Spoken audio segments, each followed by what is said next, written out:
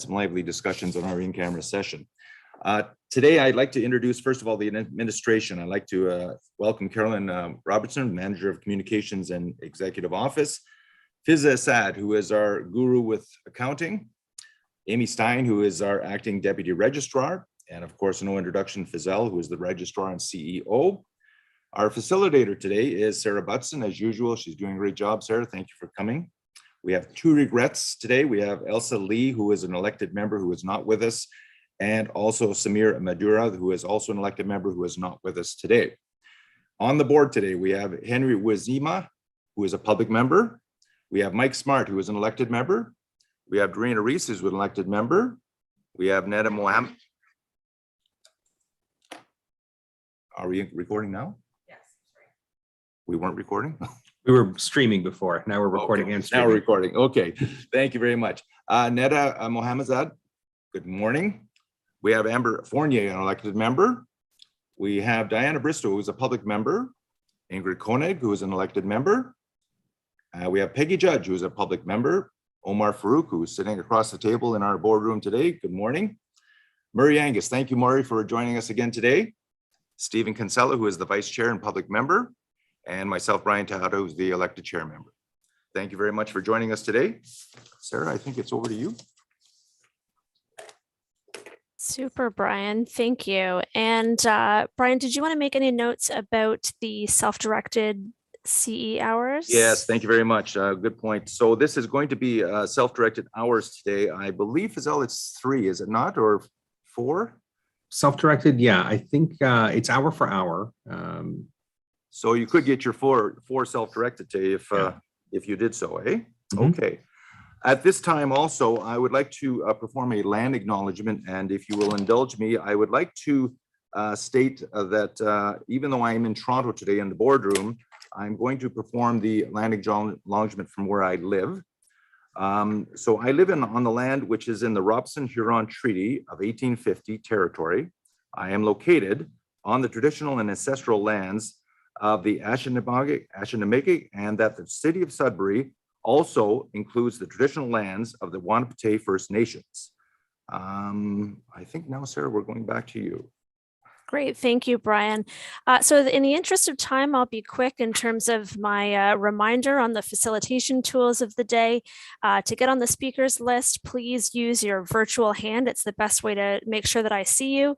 That's found in the reactions button of your Zoom screen.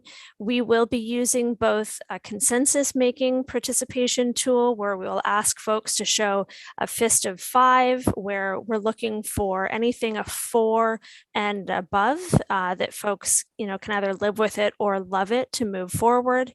A 1, 2, or a 3 means there's further discussion to be had. We'll also be using some motions where we will ask for a board member to first and second, and then we will look for all in favor. At that time, you can actually raise your physical hand and say your name if you want to ensure that Brian or myself catch you. So those are the key pieces that I'll remind you of in terms of participatory tools. Brian, I'm going to pass it back to you to look at the conflict of interest declaration for this meeting. Thank you very much, Sarah. So this is a conflict of interest declaration. I need assurances that, of course, that there is no conflict of interest. So does anyone have any conflict of interest to declare?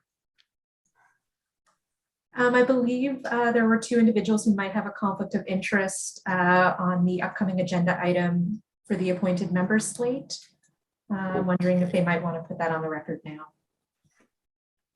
Good point. I think I saw Dorena's hand up. Dorena, yes, go ahead. Yes, I would like to put that on the record. That's fine, if that's possible. We will do so. Amber, would you like to do the same? Yes, please. Thank you. Thank you very much. Well noted. Do noted. Okay. So if that's the conflict of interest, we're going to go to 1.3, the adoption of the agenda. Does anyone have any amendments to the agenda today? Sarah, I'm going to need your help because I can only see a certain number at a time, so I don't see any. Not seeing any. Very good. Thank you. Would someone therefore then like to make a motion to approve the agenda as amended? See Murray Murray's number 1. and Peggy. And Peggy's number 2. All in favor? Thank you very, very much. All right. Move on. Moving on to the minutes of the October 4th meeting, There Brian. we are. Thank you very much. Now, does anyone have any amendments to the minutes that have been presented to us? I don't think I see. One any. correction on my last name. It would be on 4.0 financial reports, please. Okay, Thank you. thank you very It's much. After double M is ADZADEH. It's You'll just make that E notation. needs to be changed as A. Thank you. Thanks, Netta. We'll get Carolyn to make that change in Thank that. you. Thanks very much. Okay, if I don't see any other amendments to it, I will therefore then ask to call for a motion to approve the minutes as circulated.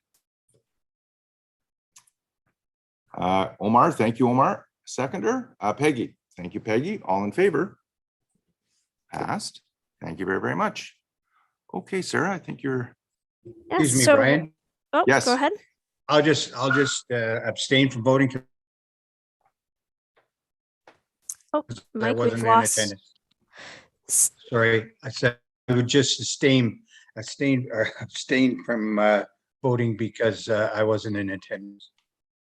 Great. Thanks, Mike, for clarity on that. Okay, with that, I'm going to pass it back to you, Brian, to take us through the approval of the appointed members. thanks very much. This is 5.0, approval of the appointed members. The board approved a new process this year. It's in front of you here, that maintains, or at least where responsibility for interviewing and recommending appointed members was transferred from the executive committee to a new screening panel made up entirely of public members. The board met this morning in camera. That's unfortunately why we're taking a little longer than we did, to review the screening panel recommendations in detail, and we are pleased to be putting forward 11 individuals for appointment as appointed committee members for the term that will run from January 22nd, 2022 to December 31st, 2023. With that, I will move to the first motion. I'm going to call for a motion to approve Tapua Muziwa, John Battaglia, Danielle Showalter, Dennis O'Hagan, Tanya Nemebin, and Desiree Pelletro as registered opticians appointed committee members. I guess we need 2 separate motions on this, one for the optician members and one for the public. So I'd like to have a call for a motion on that, if I could, please. Murray, thank you, Murray. A seconder? Ingrid, thank you very much, Ingrid. All in favor? That one is passed. Thank you very much. Okay, the second motion is to approve the public appointed members. This motion is to approve Panos Petrides, Jumana Balarama, Elliot Borens, and David Milne as non-appointed optician committee members. Can I have a mover on that, please? Omar and a seconder, Steve, all in favor? Passed. Thank you very much.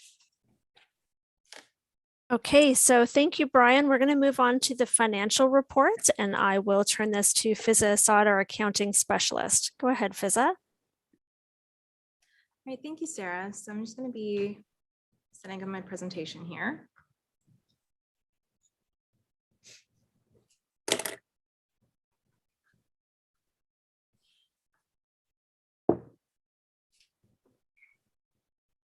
So you've got both microphones turned on in front of you?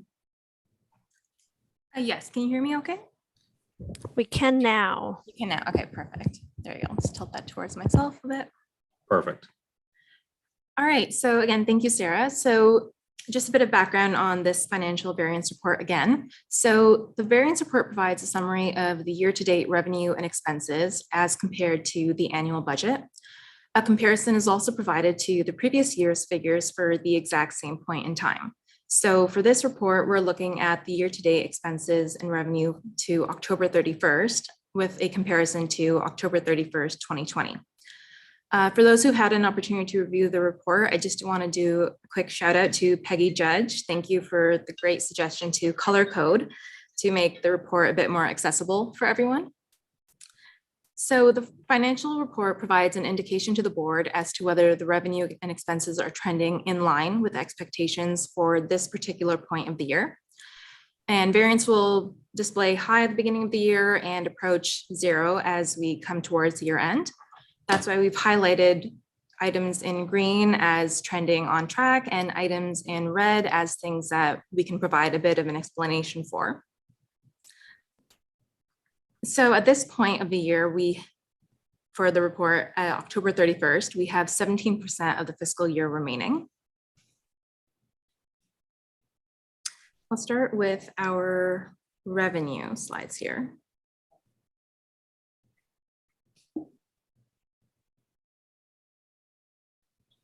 So the total revenue to date is $2,704,641, which reflects a positive variance of $443,620, which shows that we are 20% over budget. This surplus can largely be attributed to the rate of optician renewals exceeding expectations after being conservatively estimated in light of the continued impact of COVID-19. So when the college was budgeting last year, we had also included a reduction of 10% in our registrant renewals as a result of an environmental scan that had been done, and in order to ensure that we were budgeting our revenue conservatively. We've also collected costs relating to discipline manners at the rate of approximately $64,177. And the college was also eligible to receive CERS and CEWS COVID-19 relief subsidies at the tune of $60,388 received in May and November. So the line items that you've seen highlighted on the variance report here are that our interest and investment income is currently 31% under budget. That is again a reflection of the current rate of the market. It is unfortunately something that is out of the college's hands, but we've ensured that the rates have been adjusted and recalculated for the 2022 budget. You'll also see that the current miscellaneous revenue is at a variance of 356%. It looks like a much more significant variance there due to the fact that we budgeted for about $25,000 for miscellaneous revenue and ended up receiving the subsidies as well as the collected discipline matters, which put us a bit over the top, but it was a great help in making sure that we're on track to replenish our reserves there. Are there any questions in regards to revenue before I move on to expenses? Questions for Fizza on these pieces? No, not seeing any. Fizza, go ahead. Okay, thank you. All right, so our next item here is our board and committee expenses. So very short and sweet here. The total board and committee expenses for this period are $80,793, showing a variance of negative $126,707. So we are under budget across the board for our board and committee expenses. This indicates that the college has spent 61% less than the total budgeted amount at October 31st. So as I like to remind everyone at every board meeting, we are still going to be expecting quite a few submissions in December. They're already coming in at year end. So these numbers will be trending a lot closer to the line when we present the December financials in January. Also, the numbers that had been budgeted for all of these line items had taken into consideration the fact that we were hoping to have in-person meetings, both for the board and the committee. However, as we all know, those did not happen until this very meeting today. So there's definitely going to be a significant variance there going forward. Are there any questions for board and committee expenses before we move to our operations and admin? Questions on expenses? Oh, not seeing any. Fizza, go ahead. So for operations and administrative expenses, our expenditures today are $2,002,612, reflecting a variance of $738,568 under budget. So that indicates that the college has spent less than 27% less than the total budgeted amount at October 31st. As 17% of the year still remains, this variance is going to decrease as we approach the end of the year. So a few items here. So the expenses for board and staff education development shows a 4% over budget for the year.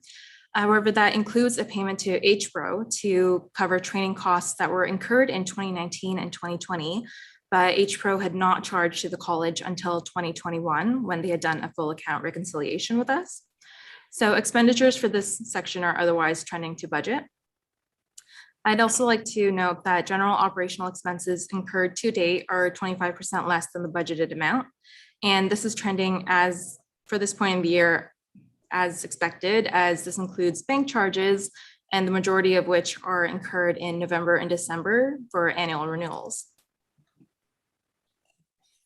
We are also, there's a line item here for external relations being significantly under budget for 87%. As you all know, we have not had the opportunity to have any in-person in-person national events or having our staff or board member travel to any of these meetings. So this line item, again, had been budgeted conservatively, hoping that we would have some activity there, but we have not had any so far. Investigator expenses are 74% or $29,413 over budget. Due to the unpredictable and varying nature of the investigations, it is difficult to accurately forecast investigator costs during the budgeting period. However, the 2020 and 2021 trends have been taken into consideration for the budget for 2022, and you'll see that reflected in my next report. And I'd also like to note that for the QA program costs being 72% under budget, this had been initially budgeted with the hope that we would be seeing our MSF process done, and that's actually been deferred to 2022. So we will see that reflected in the next budget item. Are there any questions for operation and administrative expenses? Any questions from the board on any of these pieces? Okay.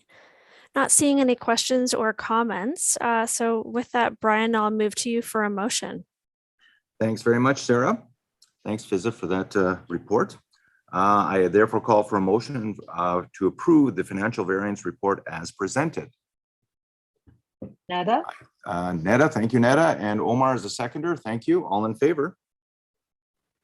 Passed. Thank you very much. Just question to maybe Fizelle or Brian, looking at the time, do you want to continue on to do the 2022 budget, or would you like to take a quick break now and then come back to that? I will put it to the board. Do we feel like we want to surge on and get this done with, or do we want to have a break now? Any comments? Hands up for surge on. Okay, saw quite a few hands, so let's keep motoring on. So with that, we'll pass back to Fizza for the draft 2022 budget. All right, thank you, Sarah. And I just wanted to confirm if this size is okay for everyone, or if you'd like me to. I will ask if bigger. Henry sees that, because Henry is the one that. No, I always appreciate it if it's up to about 120. 120? Okay, got it. Can you get rid of the slide panel of the previews of the other pages?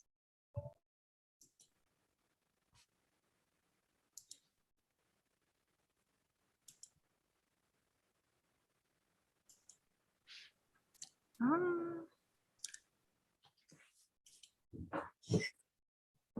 you know how to remove that, Carolyn? Sorry, just getting a bit of assistance here. I wonder, Fizza, if in the interest of time, if you wanted to, as we do that, maybe begin with the presentation and we'll adjust the document as we go. Absolutely, sure. Just move this over so everyone can see. All right, so the college's operating budget provides a forecast of revenue against the operating expenses for the upcoming fiscal year, presented in an income statement format. The budget lines, and just some background for the board here, is that the budget account lines are estimated based on projections to year-end activities, the actual figures at October 31st, so the variance report that we had just seen, a 3-year historical of financial averages and expense trends, quotes for anticipated projects and initiatives, fixed costs based on contracts that the college is locked into at least through 2022, estimates for board and committee meetings and activities, speaking to the calculator that Faisal had mentioned before, the 2021 college statistics, projected 2022 college statistics, and again, our environmental scans for COVID-19 impacts on operating activity. So I'll go through a general highlight of the budget here, and if there are any questions about specific line items, we can always speak to those. So I did want to note that a few proposed budget items differ from the 2021 fiscal year budget. So beginning with revenue, the board approved to maintain a fee reduction of 12.5% from the 2020 registration rate to provide continued pandemic relief for registrants and still ensuring that the college does not fully deplete its general reserve. We had also, in planning for optician revenue, budgeted for a 5% decrease in registrant renewals, again, as a precautionary measure against the impact of COVID-19. As you'll recall from my previous presentation, we had budgeted for a 10% decrease last year.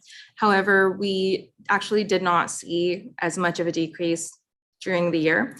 However, due to an environmental scan with other colleges, and again, making sure that we are conservatively budgeting, which means under budgeting revenue and over budgeting expenses for the sake of the college's financial health, we've built this 5% decrease in.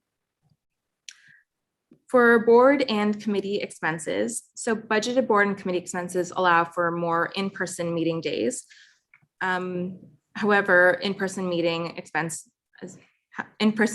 are subject to change to virtual meetings to ensure the safety of all attendees for the board and for the staff. Budgeted board and committee expenses also reflect this growing pool of appointed members. We've had a bit of a discussion on this earlier, and costs related to strategic planning meetings, which are incurred every 3 years.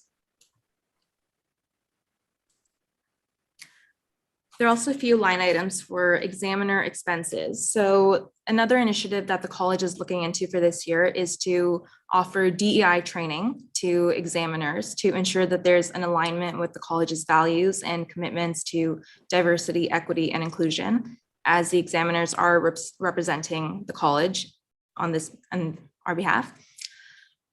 As well as there's going to be a slight increase in the compensation for examiners and exam models, again, due to COVID-19 as a bit of hazard pay, and that is actually being done with many colleges.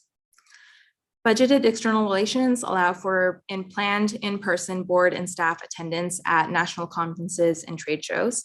So this line item is going to be up from previous year to reflect what we hope will be a return to a bit of a normal trend. General operational expenses include our capital expenses. So as we've seen over this past year, there is a need for replacement of computer hardware and laptops for our staff, again, to ensure that they're equipped and able to do work to the best of their abilities. We've also built in a 5% contingency for exam expenses. We had a slight issue with COVID-19 this year impacting one of our exam sessions. So many colleges are now building contingency into these costs to make sure that if emergency resources are needed or an extra day needs to be planned for, that the funds are there. And Moneris fees are also captured in this general operational expense line. Moneris fees are again the fees that we are incurred every time there is a credit card transaction through Amex, MasterCard, or Visa. And as I mentioned in my previous report, a bulk of these are incurred during renewal time. The college is interested in looking at other providers as well to ensure that, again, we are getting the most competitive rate. And if there is a way that we can bring this line item down a little bit, that's going to be a priority for us as well. Budgeted investigator expenses are forecasted, again, based on 2020 and 2021 historical trends. Actual costs in 2022 may vary. Thank you to Omar, who reminds us of this often. The nature of these investigations do vary, as well as the resources and the time that takes. So this cost may vary, but we have built in a significant bump in the budget to ensure that we have funds available. Costs for QA, MSF, multi-source feedback has been deferred from 2021 to 2022. This is a cost that has not been recognized in previous years, but has been built into the budget. So the line item will appear stable there. Funds have also been allocated for an offsite 2-day strategic planning session. So that includes a bit of a bump in our board and committee expenses for honorarium expenses, as well as an increase in costs for the hotel and facility rental, the specialists, and the expert speakers, so, and as well as the facilitator. Again, these are costs that are not incurred annually, they're occurred on a 3-year basis. So again, this would be an increase in line items and would increase our bottom line for operational and admin expenses, but is not going to be replicated in 2023. I also want to note that the college's 5-year lease term ends in June 2022, after which rent increases by $3 per square feet. That is why there is a bit of a jump in our rent expense line. And I wanted to also do a quick note, and I'm sure we'll be discussing this a lot more in detail, but the board approved the use of college's general reserves in 2021 to offset the impact of the fee decrease for pandemic relief for our registrants. So the college had budgeted for a 10% decrease in the registrant renewals to, again, reflect anticipated environmental trends and as a precaution. And the anticipated deficit for 2021, it was $817,426. To date, the college has not experienced that 10% decrease in registrant renewals and received the CERS rent subsidy and the CEWS payroll subsidies to offset the impact of the fee reduction. And a big thank you to our external auditors who were able to help us out with that. The college also collected discipline payments from a resolved matter, bringing the year-to-date revenue as of October 31st to 20% over budget. So the college has also managed to decrease expenditures by continuing with the virtual board committee meetings through 2021. Therefore, it's anticipated that the proposed deficit at year end will be significantly less than what had originally been budgeted. So a phased approach to the fee for 2022 is going to continue to provide relief for registrants, but it does require that the college run a deficit budget again for a second year and make use of the funds from the general reserve available. The college is also, as I mentioned, budgeting for a 5% decrease in registrant renewals as a continued precaution against possible renewal activity impacts due to COVID-19.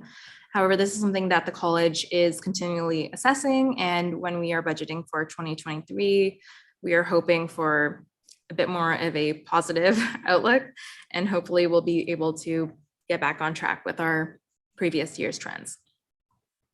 Are there any questions for any specific budget line items that I could speak to, or maybe even Faisal or Amy could? Any questions on the draft budget? I see Netta's hand up. Go ahead, Netta. Thank you, Sarah. I have a comment regarding the line that we have here regarding increasing of the rent by $3 per square feet by June 2022. And here, I just want to know, is it possible, do we have any room for any discussion or negotiation?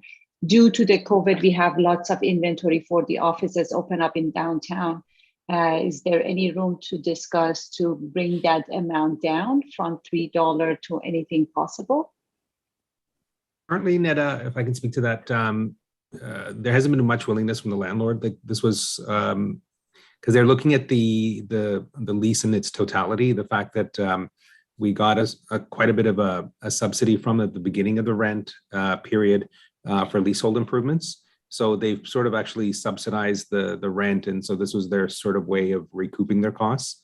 I am having our real estate agents start looking at things, especially because we're in the last 5 years of our lease, at looking at different options and trying to do a space analysis based on, if we're going to maintain a hybrid workforce, and also some guidance from the board as to how they want to meet in the future.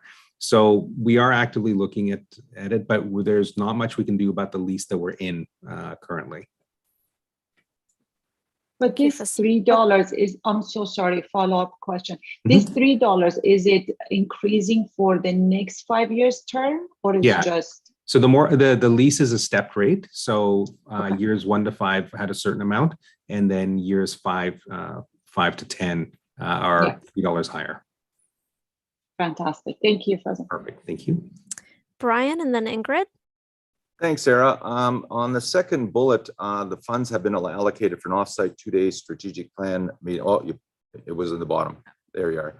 I guess my question is this actually even practical to consider this? I know this might be a nice wish list thing to happen, but in reality, with what's going on right now, plus the fact that, is it prudent, since we're running a deficit, to even put away funds for that right now? I know that we've done that in the past, but these are extraordinary times. So I'm just wondering if, is it practical to even do that? So if I can speak to that as well. So we haven't done an offsite in probably 2 strategic plans worth. Our strategic plan has to be done because it's coming to an end this year. Our plan was for 2020 to 2022. So we do have to do a new strategic plan for sure. Going off-site, we just built budget for that, based on the fact that the board really hasn't met in person in almost 2 years, plus the last 2 strategic planning sessions were done in office. Definitely, it's in the board's hands if they wanted to, for budget reasons or whatnot, maintain sort of an in-office and not off-site strategic planning session, 2-day session. The session has to happen because we need this. We need the planning done, but it's up to you if you want to go offsite. We just built that in just because it's been a long time since, I guess, as they say, the band's been together. So we could shave some cost off if we didn't go offsite. As far as practicality goes, we haven't finalized the venue. We're trying to work with different venues to find out who's got the best cancellation plan. Based on if something were to happen with the current situation with numbers and things, and whether we could bail out if we couldn't get everybody to get together.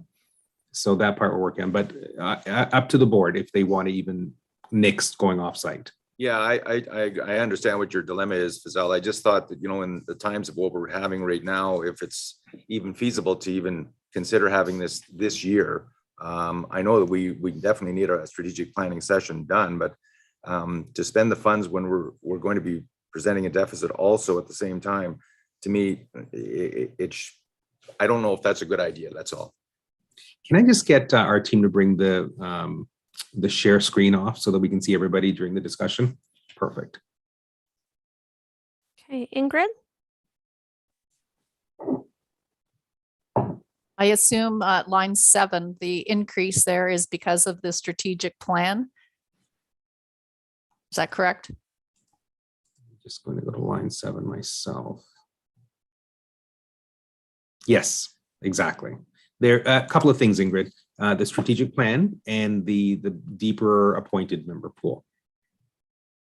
Yeah, but the majority would be if you take 40,000 away or whatever, that's a lot of money. The other one I'm wondering about is 8. I was surprised that discipline would be half of what we've spent in the last 2 years. Are we not projecting any hearings then for 2022, which might be nice? That one I might actually check with Amy. Sure. So it's always a little bit tricky to predict that, but because of the cycle that it takes quite some time for matters to make it through the investigation to the hearing stage, this was based on our best guess of there being potentially 2 to 4 hearings, which would, and you can see the breakdown in the notes there, 4 half-day virtual meetings and 4 in-person meetings with 4 decision writing days. So we did account for that number of hearings, which is fairly in line with what we've seen and with the matters that we know are sort of making their way through investigation stages at this point, and the types of hearings that we might end up with. So virtual meetings are a great cost saving then. That's good. We haven't seen a push for a return to in-person hearings at most regulatory bodies at this point. So we anticipate that a lot of this will be virtual for the time being, but we have built in some in-person capacity as well to the budget. Yeah, thank you. And Peggy.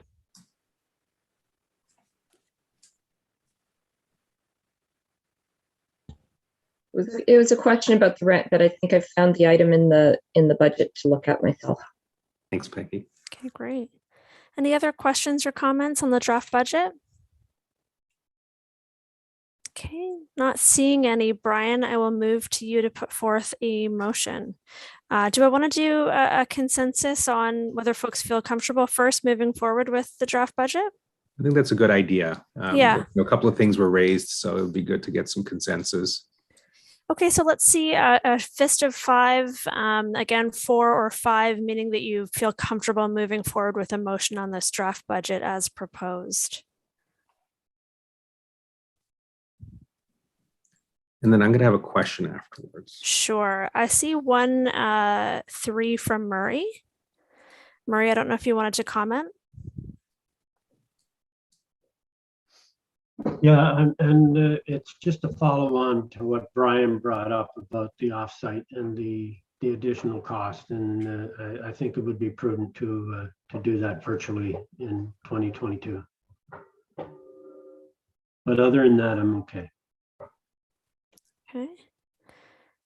Fazal, you had a question you were going to pose? The same thing as what Murray was bringing up, because that was flagged, the discussion about going off-site. It would be nice to know what the will of the board is, because we could make an amendment downwards on that budget line and approve the budget with an amendment, noting that we wouldn't go off-site. So just want to get a temperature read on the desire to go off-site or not go off-site. Brian, was yours a comment before we do that? Yeah, that actually was the comment. I would certainly put forth the opinion that that be stricken off of it, and that monies could be spent better places, so to speak, than offsite. Okay, so why don't we move to, as we did before, a show of hands if you want to take that item off. So it would be that you would not do an offsite strategic plan. So just show of hands, not a fist of 5, to remove that item. So I'm seeing 1, 2, 3, 4, 5, 6, 7, 8, 9. 9 in favor of going forward with the budget with that amendment. So what I might ask, because it sounds like it's the majority then that are saying not to go off-site. It looks that way, yeah. Okay, so Carolyn's probably breathing a sigh of relief as far as venues and things goes. Although FISA is a mini supercomputer with all these numbers, it would probably take a few minutes to figure out what that number is roughly. And I don't want to kind of guesstimate it. So maybe what I could do is ask to table the final approval till maybe after lunch, and give our team a little bit to gather ourselves with the numbers. I think that sounds good. So we'll move that motion to after lunch until we have the numbers to do that. Peggy, did you have a last point to add before we move on? When we're talking about off-site and not having off-site, does that preclude having an in-office meeting if it's safe to do so? It wouldn't. The offsite really, typically when it's offsite, it includes travel for everybody and lodgings for everybody. And that's where it gets kind of expensive, transportation at times. So that's where also in that calculator that we run, where we have a meeting and only like 50% are traveling and now 100% are traveling in. So that's where we would do a quick calculation of what we could shave off there. So we'd still have the strategic session. We'd account for it sort of in person, but here in the office. But we would remove the travel and accommodations to a degree. So we have sort of hybrid between doing a virtual, doing things the way they were before, but we still have an opportunity to do it in person should it become safe in the next calendar year to do that. It's a little Yeah. bit of a part way of saving some money, but not shutting ourselves out from being able to get together. Yeah, that's exactly how we'll understand look at it, Peggy. At lunchtime, we'll do those numbers so that we just extract a little bit, but we don't trim too hard. And then all of a sudden, if something changes in the spring and we want to go hybrid, we'll be in a positive budget variance. So we'll have a little bit left over at the end of the year, but we won't trim too much, but a tiny bit. Okay. So we will park that motion then and revisit that after lunch, Fazal. Okay, great. Thank you. So with that, we'll move on to 6.3, and I'll invite Fiza to present the briefing note on the appointment of the auditor. All right, thank you, Sarah. So a bit of background here again, as part of our bylaws, the board is responsible for the appointment of the auditor for the following fiscal year. Graywell Guyot was the college's auditor for the years of 2019 and 2020. In February 2020, the exec committee approved an annual auditor assessment tool with a portion for the staff to fill out for the administrative side, as well as the side for the board to fill out as well. And the auditor assessment tool was reviewed and found in compliance with CPA requirements. The tool was pilot tested and fine-tuned, and the executive committee approved the tool for assessing the auditor going forward. In August 2021, the executive committee, in their capacity as the financial committee, completed the 2020 fiscal year assessment. At the September executive committee meeting, the committee reviewed the completed auditor assessment tool and discussed observations that were made by the college's staff and the committee members in their capacity, again, as financial committee.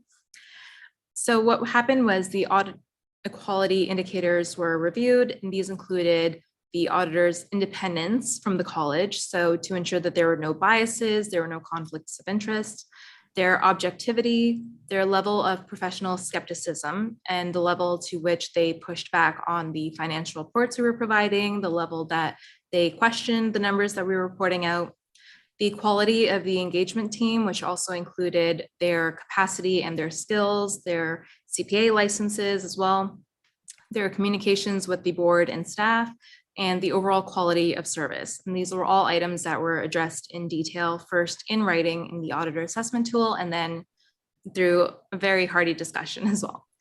So after completing their review, and kudos to the financial committee for making sure that we reconfirmed the cost of the auditor services for 2022, the executive committee agreed that there was sufficient information to come to a conclusion and recommend that the auditor be reappointed for the following fiscal year audit.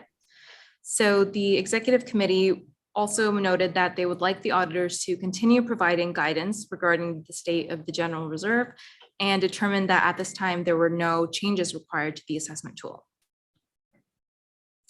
And again, the reason for this assessment tool and reviewing our auditor's capacity is because the board recognizes that there's an importance of financial and fiscal responsibility and ensuring out that we are carrying our mandates to regulate the profession in the public interest. So this assessment tool was adopted for the board to make an informed decision about appointing an auditor who is going to support the board in carrying out its obligation to produce this annual audited financial statement. Any questions on the appointment of the auditor? No. Okay, I'm not seeing any. So Brian, I'm going to move to you for a motion. Thanks very much, Sarah. So the motion will read that the board approve Graywell Guyot as the auditor for the 2022 fiscal year. I need a mover. I saw Mike. Mike, thank you, Mike. Seconder? Dorina, thank you very much, Dorina. All in favor? That's passed. Okay.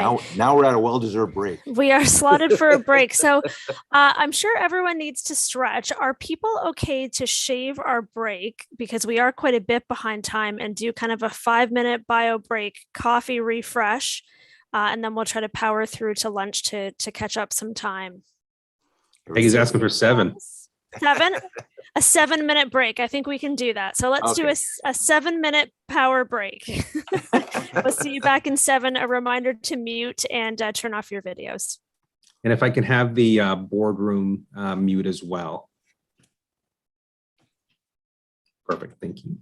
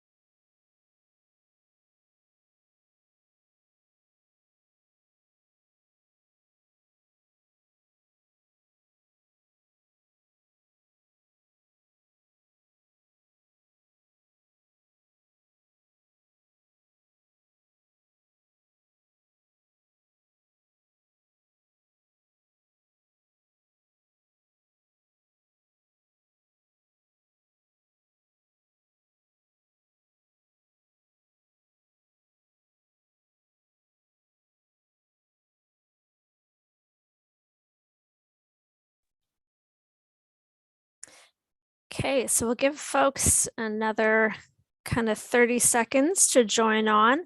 Hopefully, I know everyone probably needed a moment just to stand up. It's been a busy morning, so hopefully you got a chance to grab yourself another coffee and stretch your legs.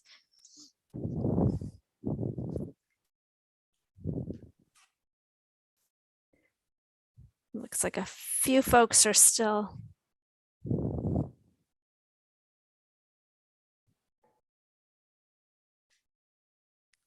coming in.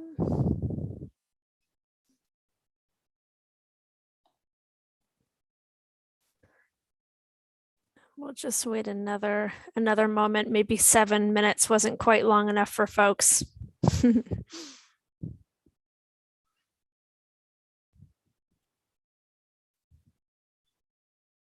There we go.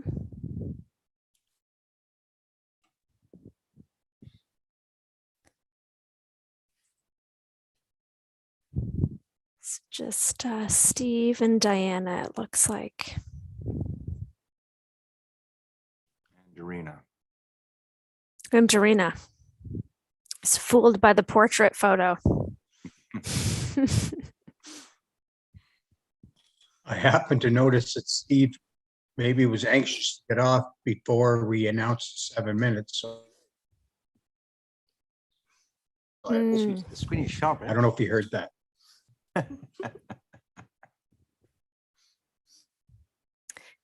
Well, we do definitely need him for the next piece, that's for sure. Yes. There's Dorina.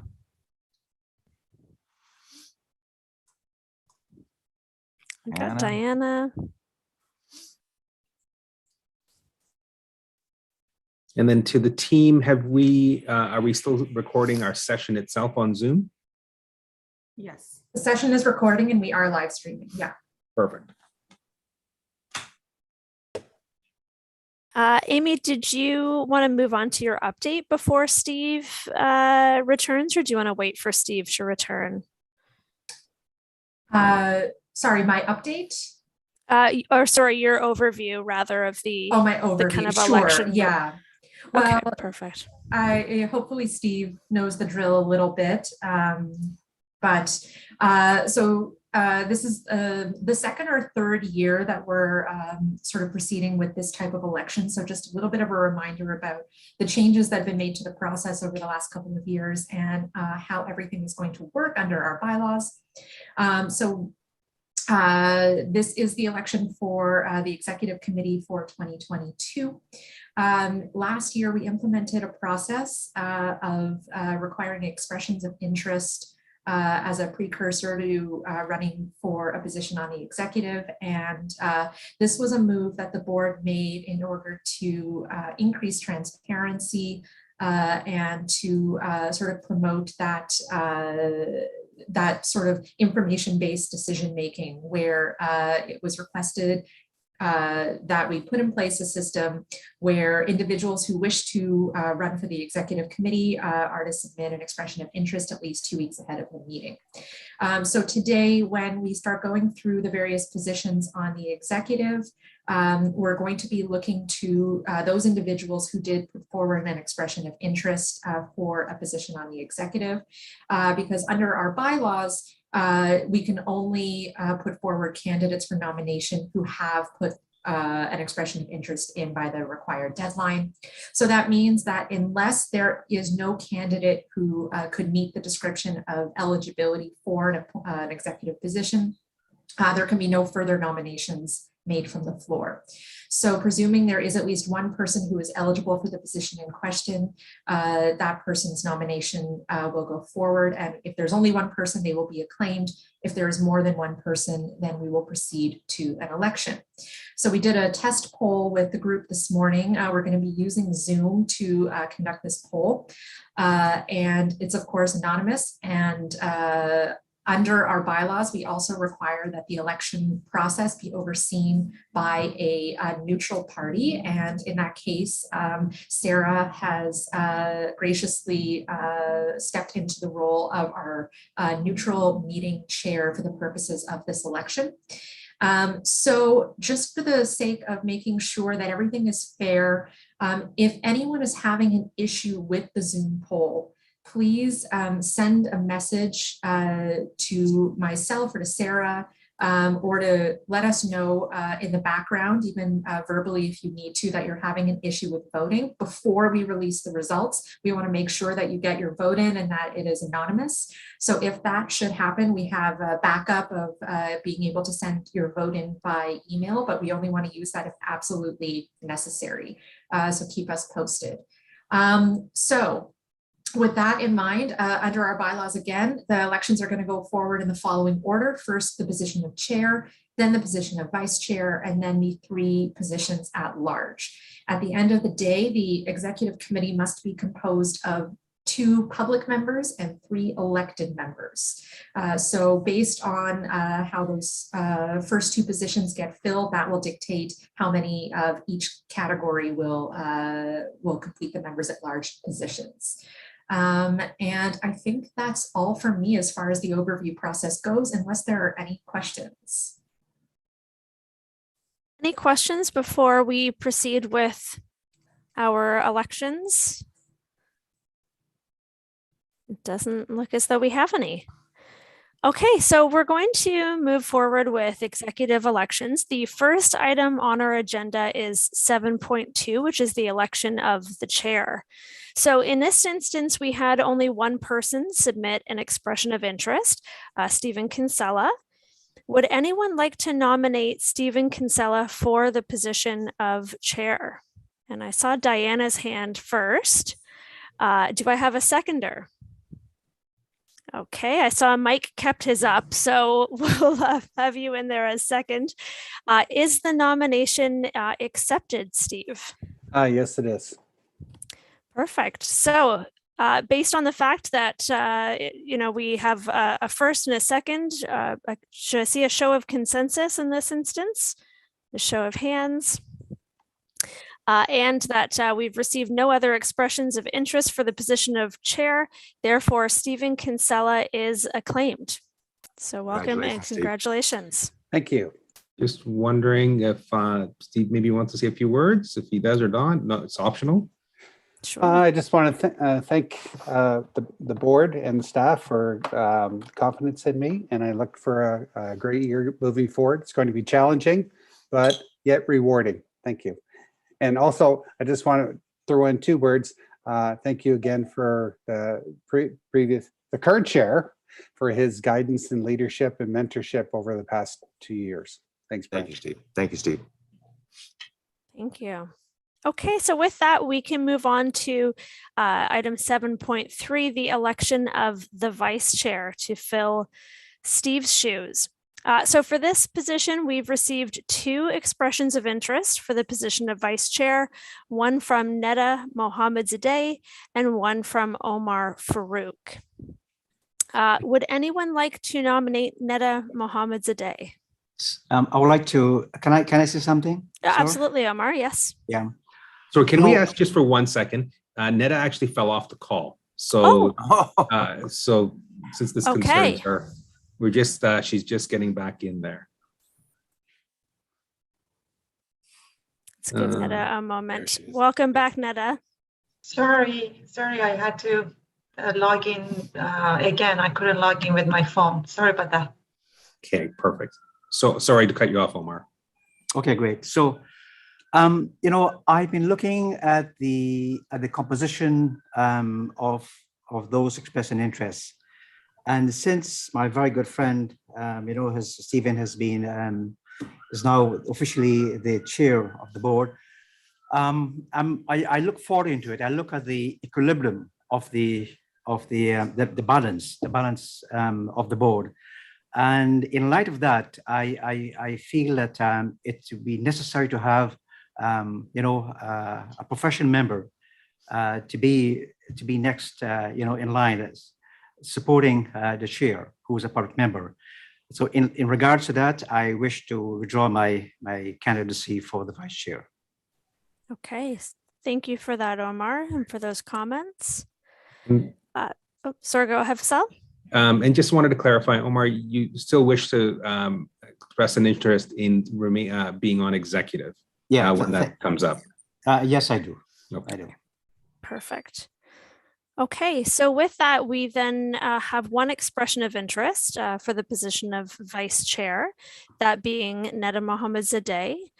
So could I then receive a nomination for Neda? And I saw Amber. Who nominated? Oh, sorry, I missed who that was. It was Is that Murray. Murray, okay. Second, we'll give you a second there, Murray. All in favor? Okay, so with that, we will then acclaim Neda Mohammadzadeh as vice chair. Any comments from you, Neda? Thank you. I want to really thank everybody trusting me as your vice chair, and I'll do my best in the leadership role to protect the public interest and help everyone to their voice to be heard. Thank you for trusting me. Thank you, Neda. And with that, we assume that you accept your nomination? Yes, I did. Perfect. Okay, so we don't have any need to go for a poll for this item. We can continue to move on then with the rest of the executive committee. So there are 3 positions remaining on the executive committee, 1 for a public member and 2 for elected members. So we're going to start with the elected member positions. There are 2 elected members who have put in expressions of interest for executive positions, Kevin Cloutier and Derek Summers. So we'll therefore ask that each of these individuals be nominated and seconded, after which they will be acclaimed. So would anyone like to nominate Kevin Cloutier for an an elected member position on the executive committee? And I think I saw Henry, and seconded by Ingrid, and in favor. Okay. And do we have Kevin in the room? I don't believe so, do we? We do. He's in the We boardroom. do. In the boardroom. Okay. So I would ask whether Kevin accepts the nomination. Yes. Okay, Yes. I heard a yes. You can confirm, Brian? Yes. Super. You So can't hear him with his mask on. We can't, that's right. So Kevin Cloutier is therefore acclaimed as a member of the executive committee. Congratulations, Kevin. Thank you. Okay, next, would anyone like to nominate Derek Summers for an elected? I will nominate Derek. Okay, that's Brian, and a second. I saw Mike waving his hand around. All in favor? Okay, and Derek, do you accept the nomination? So he's online with me right now. So just give me 1 second. Okay, Yes, super. he will accept it. I've asked him to email his acceptance for Paper Trail. Maybe send it to Amy. Yeah, perfect. Wonderful. Perfect. He's watching along on the YouTube stream right now. So he's just messaging me on the side. And he will be at the table in January as an elected member. Beauty. Excellent. So Derek Summers is therefore acclaimed as a member of the executive committee. Congratulations, Derek. Okay, so now we move on to the public member position. So we've already, I believe, confirmed that Omar wishes to be considered. Maybe I'll double check that, Omar. Certainly. Okay, perfect. So with that, we then have 2 expressions of interest, one from Omar Farouk and then one from Peggy Judge. So what we'll do in this instance is we'll see if we can get folks to first and second, and then we'll run a poll. So would anyone like to nominate Omar Farouk for the public member position on the executive committee? Oh, I heard Neda. And a second. I saw Jarina. Okay. And then Omar, do you accept the nomination? I humbly do. Wonderful. Would anyone like to nominate Peggy Judge for the public member position? I saw Steve's hand and Ingrid. And Peggy, do you accept the nomination? Yes, I do. Thank you. Wonderful.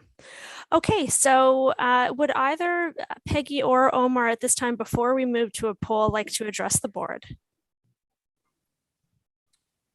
Well, my CV says who I am, a person of integrity, and I do have a vested interest to continue serving as a public member on the executive, to continue bringing values and integrity on the board. And if I own the trust of the people, of the board, of members, then I'll be happy. Peggy, any comments?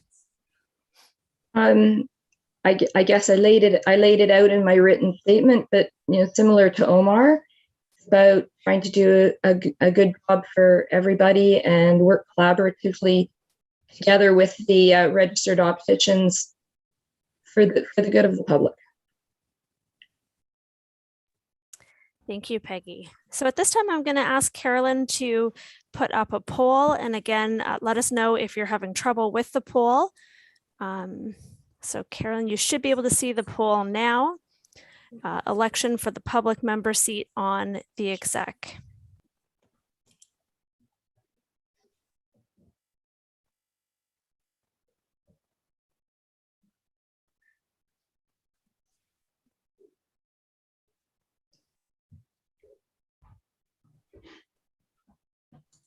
So I think all 12 votes are in. There are 12 board members here and voting today. Has there I'm doing this based on a count, but if anyone has not yet voted, can you speak now? All right, hearing none. Okay, so with that, by a slim majority, we have our new public member, Ms. Peggy Judge. So welcome and congratulations, Peggy. I guess we'll ask again whether you accept the position. I do, and I look really forward to working with the group. Thank you. Wonderful. Congratulations, Peggy. Good. Great. Okay, wonderful.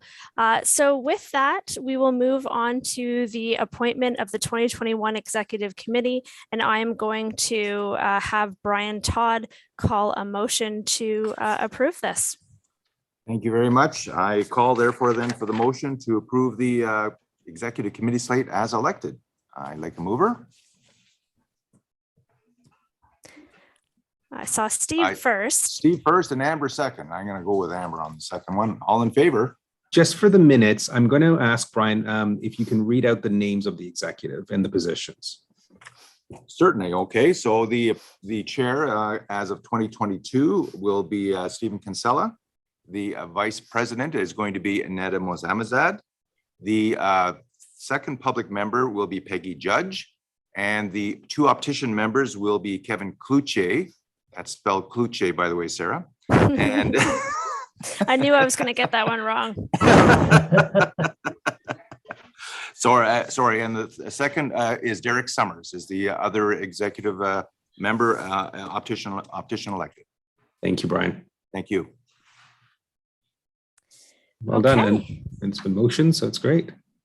Wonderful. So you have your new executive committee. Congratulations, everyone. Congratulations. So with that, believe it or not, we were decisive in the last half of this morning meeting, and we have made it back on schedule right in time for lunch. So no need to have a quick bite for lunch.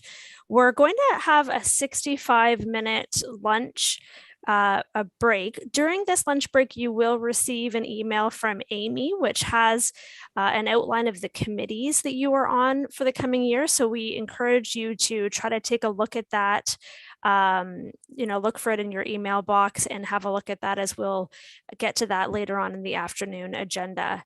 Otherwise, before we break, Amy and Fazelle, any last notes? Yeah, I think we're restarting the session at 1:15. That's right. Okay, so you've got 75 minutes on the clock for your lunch. And the executive is meeting separately to look over. So what you're receiving in your inbox will be a draft proposed committee slate, and we'll ratify it after we come back. The executive is going to look at it first. Then we'll send it out to you in your email. So it'll be a few minutes into your lunch hour, probably just before we come back. And then when we come back, we'll be ratifying it amongst the entire board. So Yeah. when you receive, sorry, Amy. Yeah, I was just going to add, because, when we used to do this in person, we always wanted to give everyone an opportunity to take a look at their committee assignments and make sure it's compatible with their schedules and everything like that. So please, just ping one of us if you can, when you get a chance to look at that, if you have any concerns. Wonderful. Okay, so with that, we will break. A reminder to mute your lines and turn off your video during break, and enjoy your lunch, everyone.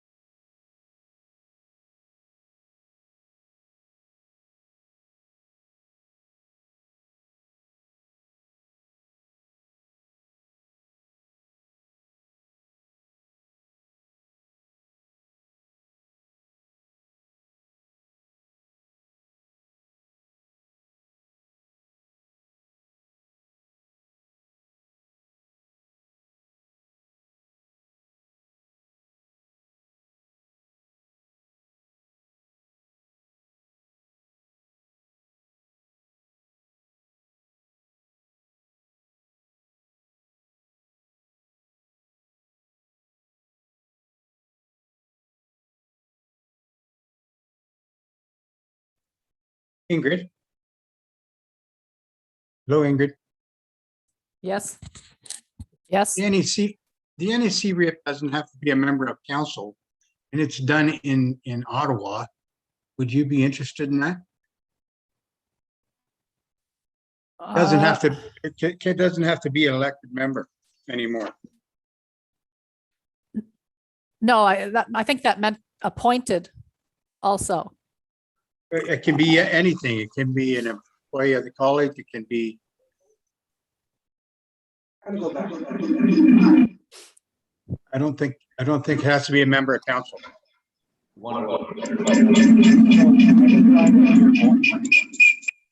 Woo. Yeah, you copy, Brian.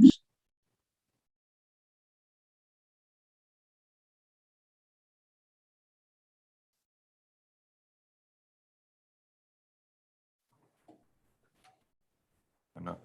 Mike, we'll clarify.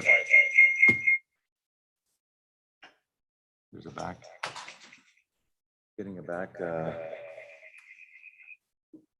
Kind of a rock show you got going on in Toronto. You wish you were here. Do you have anything else plugged in besides your? What are you clarifying there, Brian? What Ingrid and I were talking about? Your question, yeah. Okay. Is that better? I think so. There's no echo now, right? I'm not hearing one. Seems to be okay now. Technology at its best.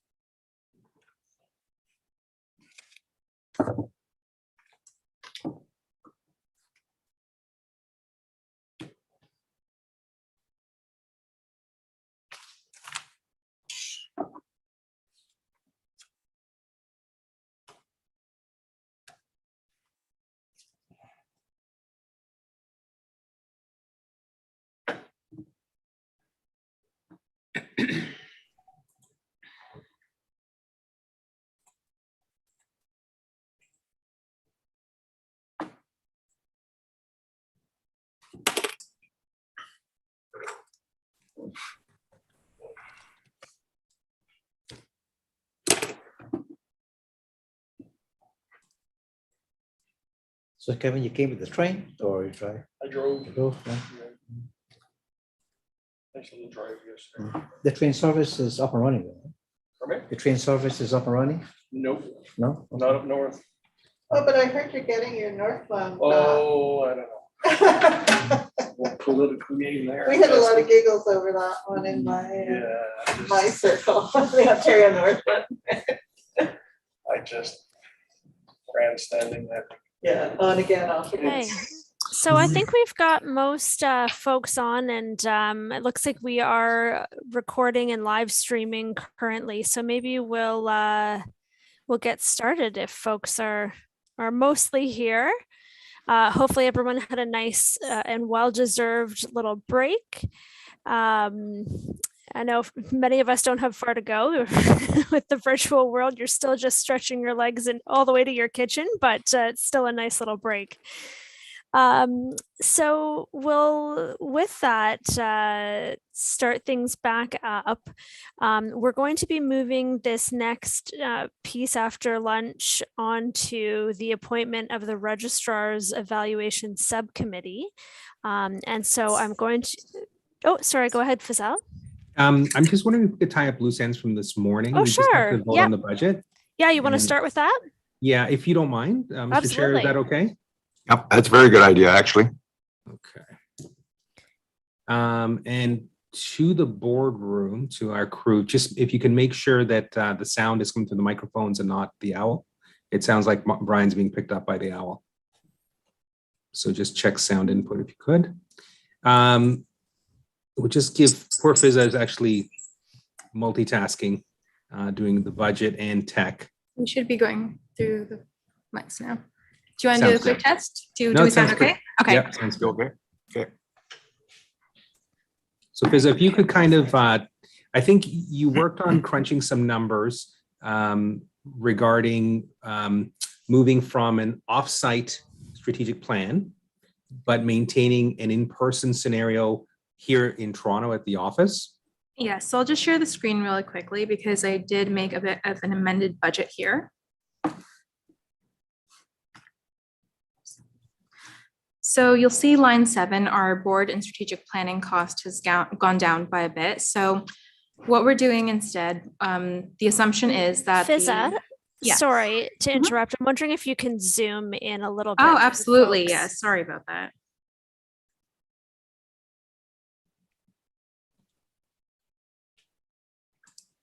Does this size work for everyone? Make it a little bit bigger if you A little could. bit bigger? It's better.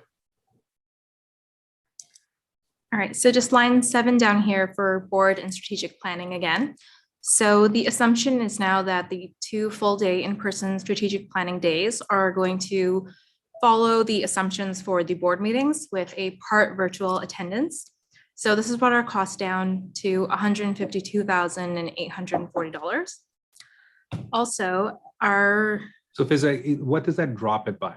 I think that's more what everyone's interested in. Oh, absolutely, yes. Sorry, I'm just gonna pull that calculator back up. So the overall cost, well, including our board and strategic planning committee costs, as well as the offsite costs, which include the facility rental, that has gone down by $36,200. So our total deficit now is, just gonna scroll down here.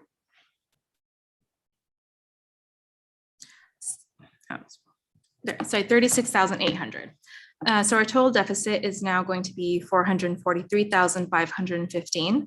And this is again, assuming that there are many costs that are not going to be replicated in the new year in 2023. And we are not going to be reducing registration revenue. This puts us right on track with making sure that our reserves are replenished by 2024 and that we are in good financial health going forward. Okay, so maybe we could drop the screen share and check consensus with the board. Perfect. Any questions on these changes? I see Steve has his hand raised. Thanks, Sarah. I'm in total agreement with this. Every dollar helps.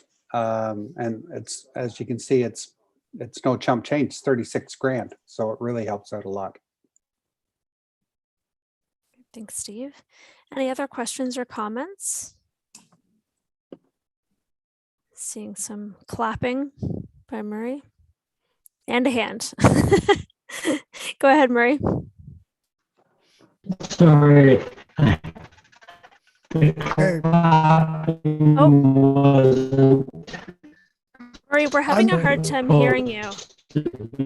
I'm having all kinds of computer trouble.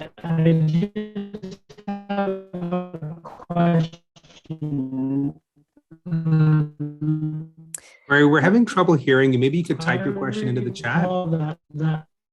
Yeah, Murray, if you can type your question into the, we're having trouble hearing you. If you want to type your question into the chat. Okay, I took off my video, perhaps that will help. You can see if it doesn't, if you want to type your question into the chat, I can read it out for folks.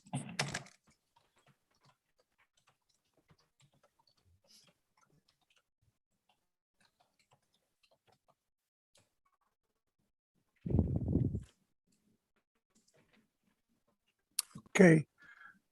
Henry, did you have a question as well? No, I'm having computer problems. You can hear me, right? Yes. We can hear you. Okay, Yeah, you are frozen.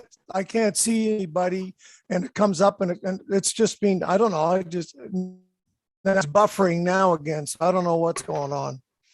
Okay, do you want to try, oh, it looks like he's left, so is either purposefully trying to re-enter or maybe got booted out. So we'll see if we get Henry back. Murray's entered a question into the chat. I recall line 7 being 176,000 and now it is 152,000. This does not equate to 36,000. So maybe just some clarification on how we got to that 36.8. Yeah, absolutely. So we've broken down the costs from the board and committee expenses, as well as the strategic planning operating costs, which included the offsite facility rental. So we've taken amounts from both of those lines to get to that 36,800. So there's another line that went down as well. Yes, the strategic planning operational costs. What line number is that one, Bizelle? Just that is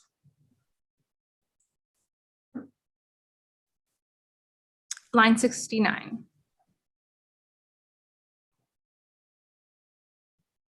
Great, thank you. Murray, I'm not sure if we're able to hear you, but if it doesn't answer your question, feel free to type another one in the chat and I can make sure that it's asked. But very good eye. Any other questions or comments? Looks like we're getting Henry back. I'm not sure whether he had a question as he was.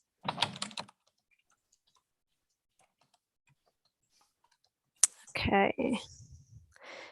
And we've got Murray there.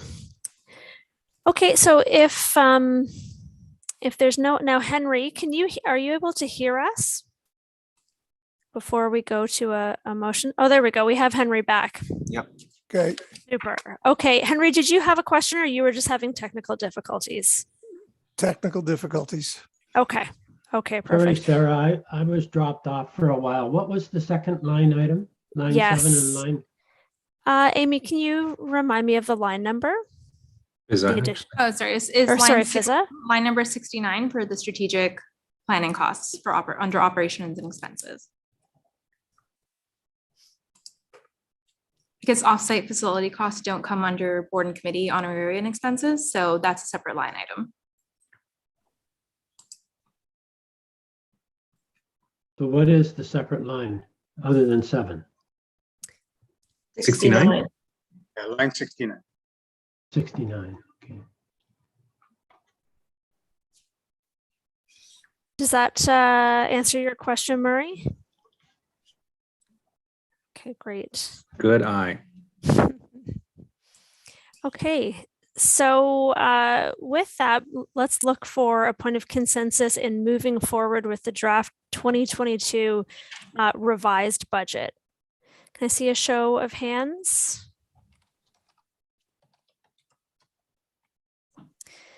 Okay, Dorina, would you mind just flipping your, okay, perfect.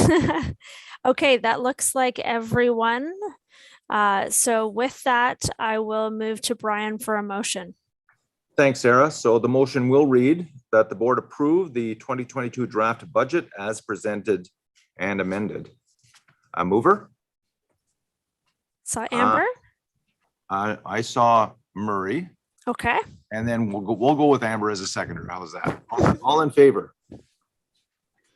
Passed. Thank you. Perfect. Brian? Okay.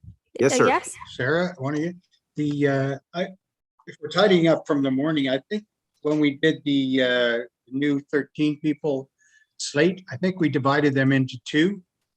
And we had a vote on the elected members or the appointed members, and then I think motion by Murray and Ingrid was put in place for the other members, but we didn't vote on it, or we didn't ratify it. It's just a motion. I don't know if we need one or not. We motioned to both of them, I thought. Are you saying we it's motioned. moved and seconded, but it wasn't, the question wasn't put to ask if everyone was in favor? Okay, good point, Mike. We can certainly do that again, just to make sure that it's Sure. done, just in case, yeah. If it was missed. So it was moved and seconded, all in favor?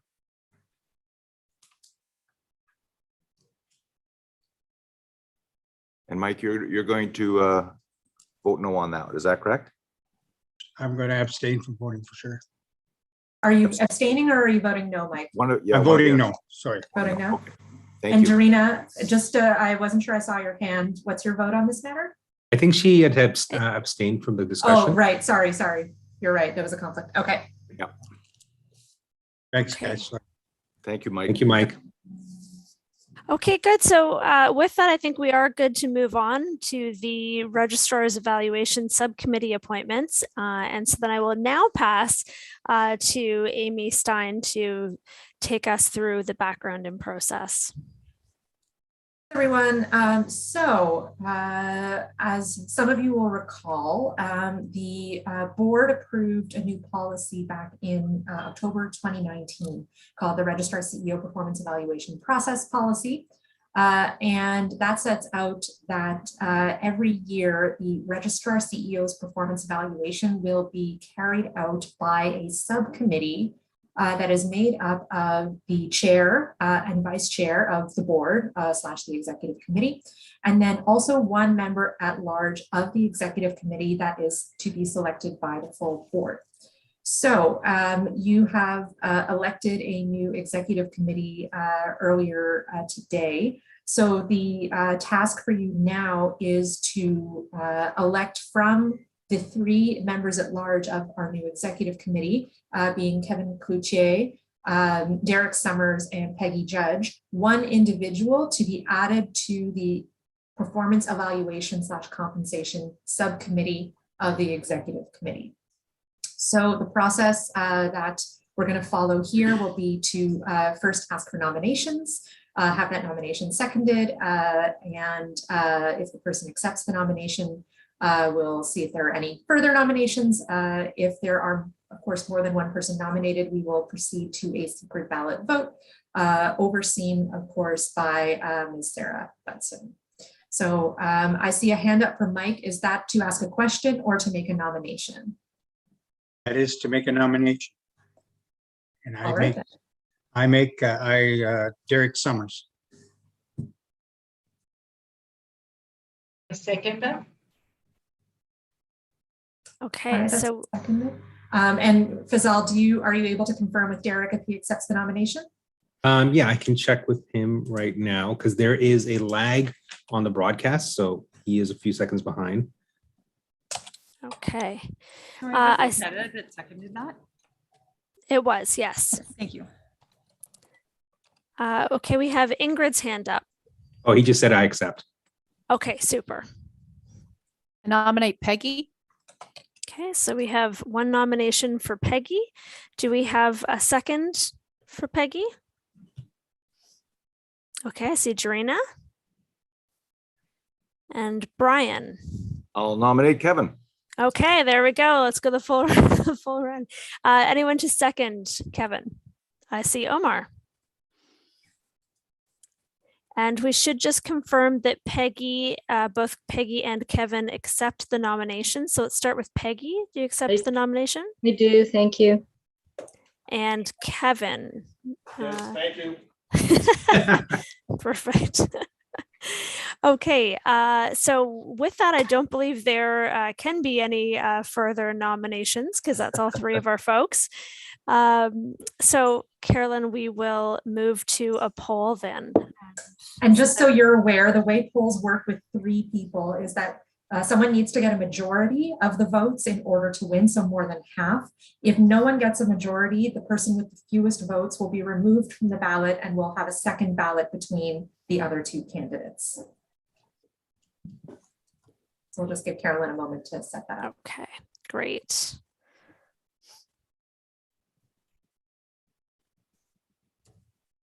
We need the music.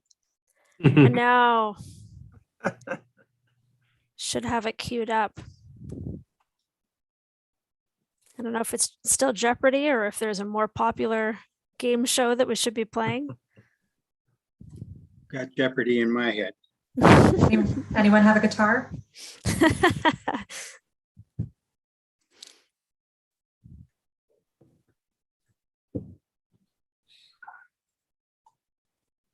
Amy, I don't have any poll. Is the poll up?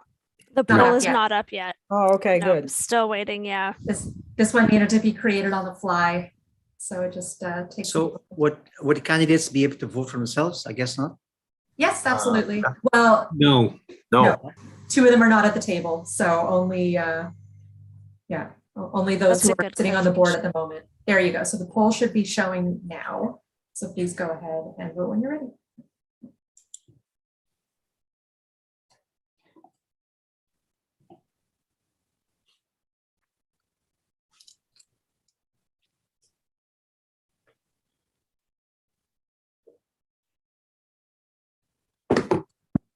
I'm seeing 10 votes, 11. I think we just need one more.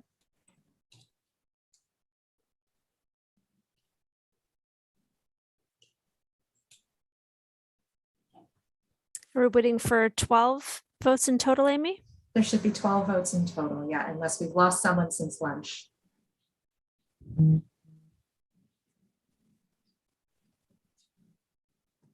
we lose Peggy because the other two aren't at the table? So Sorry, Peggy I still think get a vote? Does Peggy still get a vote?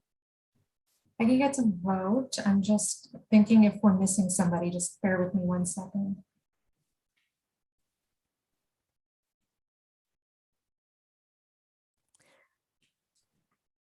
Are you missing Henry? Oh, Henry must have dropped off. Yeah, Henry's dropped off. Okay. I'm just wondering, Fazelle, a question to you. Since two of the three individuals are not able to vote for themselves, is it, no offense, Peggy, but is it an unfair advantage for the individual to be able to vote for themselves and the other two can't? It's up to the board, really. This is a board design process. The bylaws, you know, for executive elections are really about the directors that are at the table. So it's understood that because there might be incoming board members, they can certainly put themselves forward as candidates, but they won't be in a position to vote for themselves. So, you know, there's a rationale for it, but at the end of the day, it's up to the board.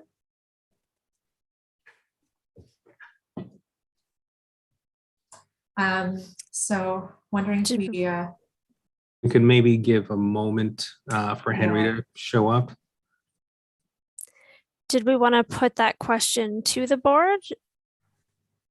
That's kind of a bigger process question, I think. Okay. Yeah, I would say, yeah, that might be something we can revisit perhaps in the new year.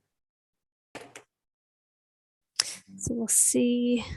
I guess it's going to happen anytime when somebody's on the board for more than 1 year, right? And other people aren't or are coming in.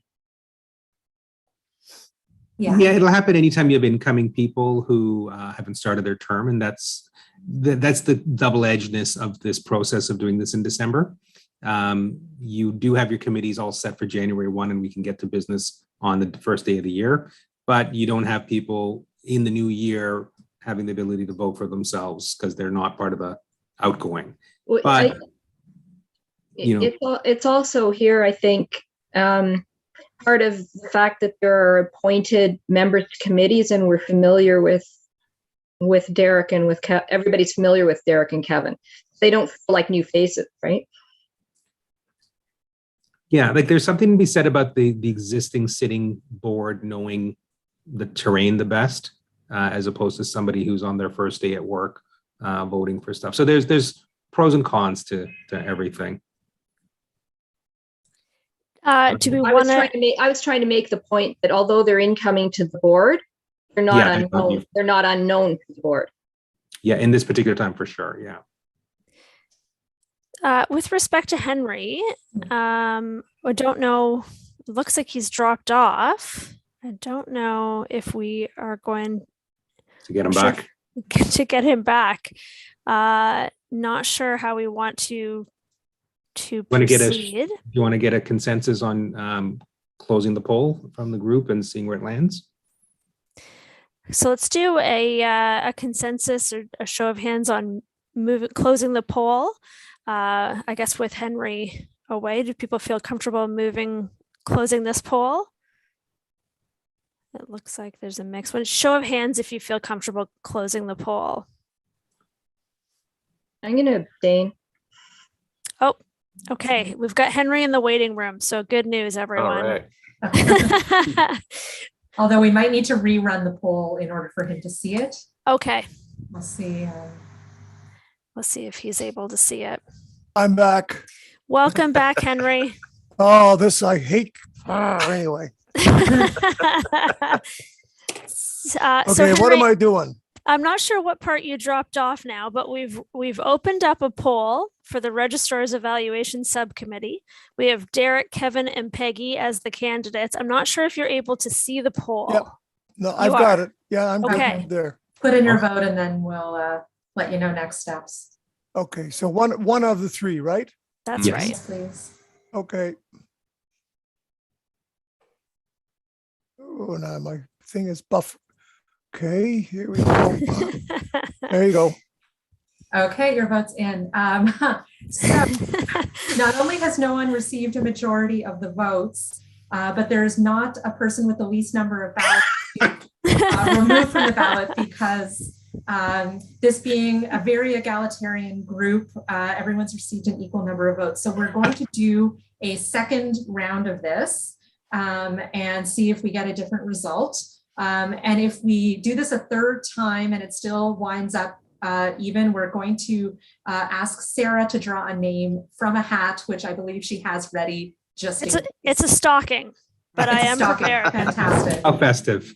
All right. So we'll try and get that going again for you all.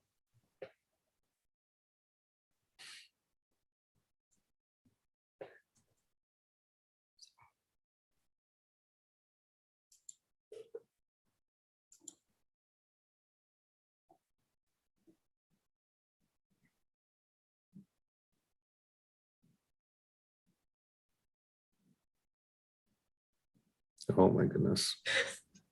All right.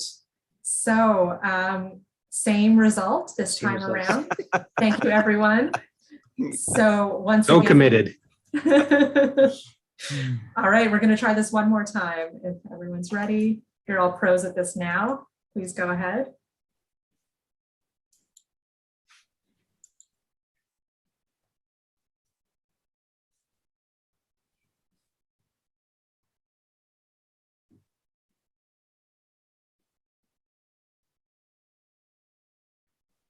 One vote that we're still waiting on.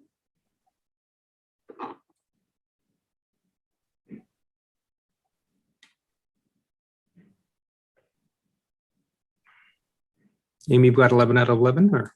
No, we've got 11 out of 12, so we're still missing one person.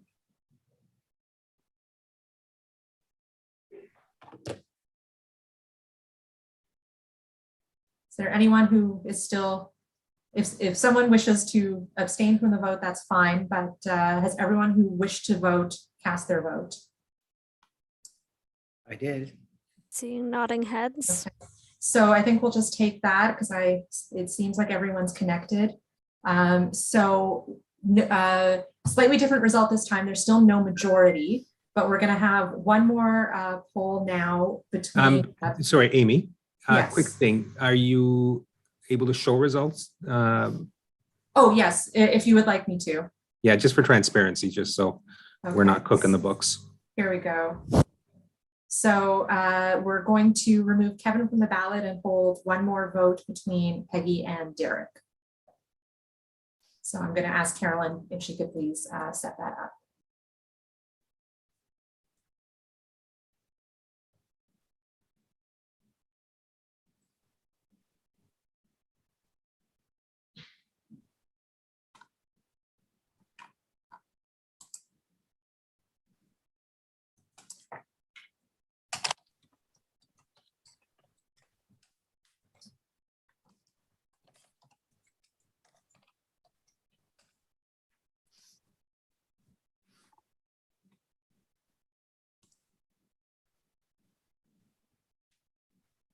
I'll keep my stocking at the ready in case we have another tie.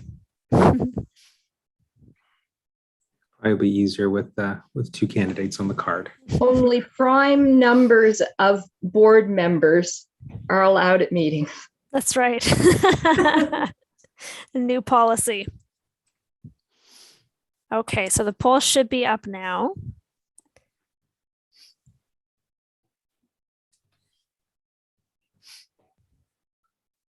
Okay, all 12 votes are in.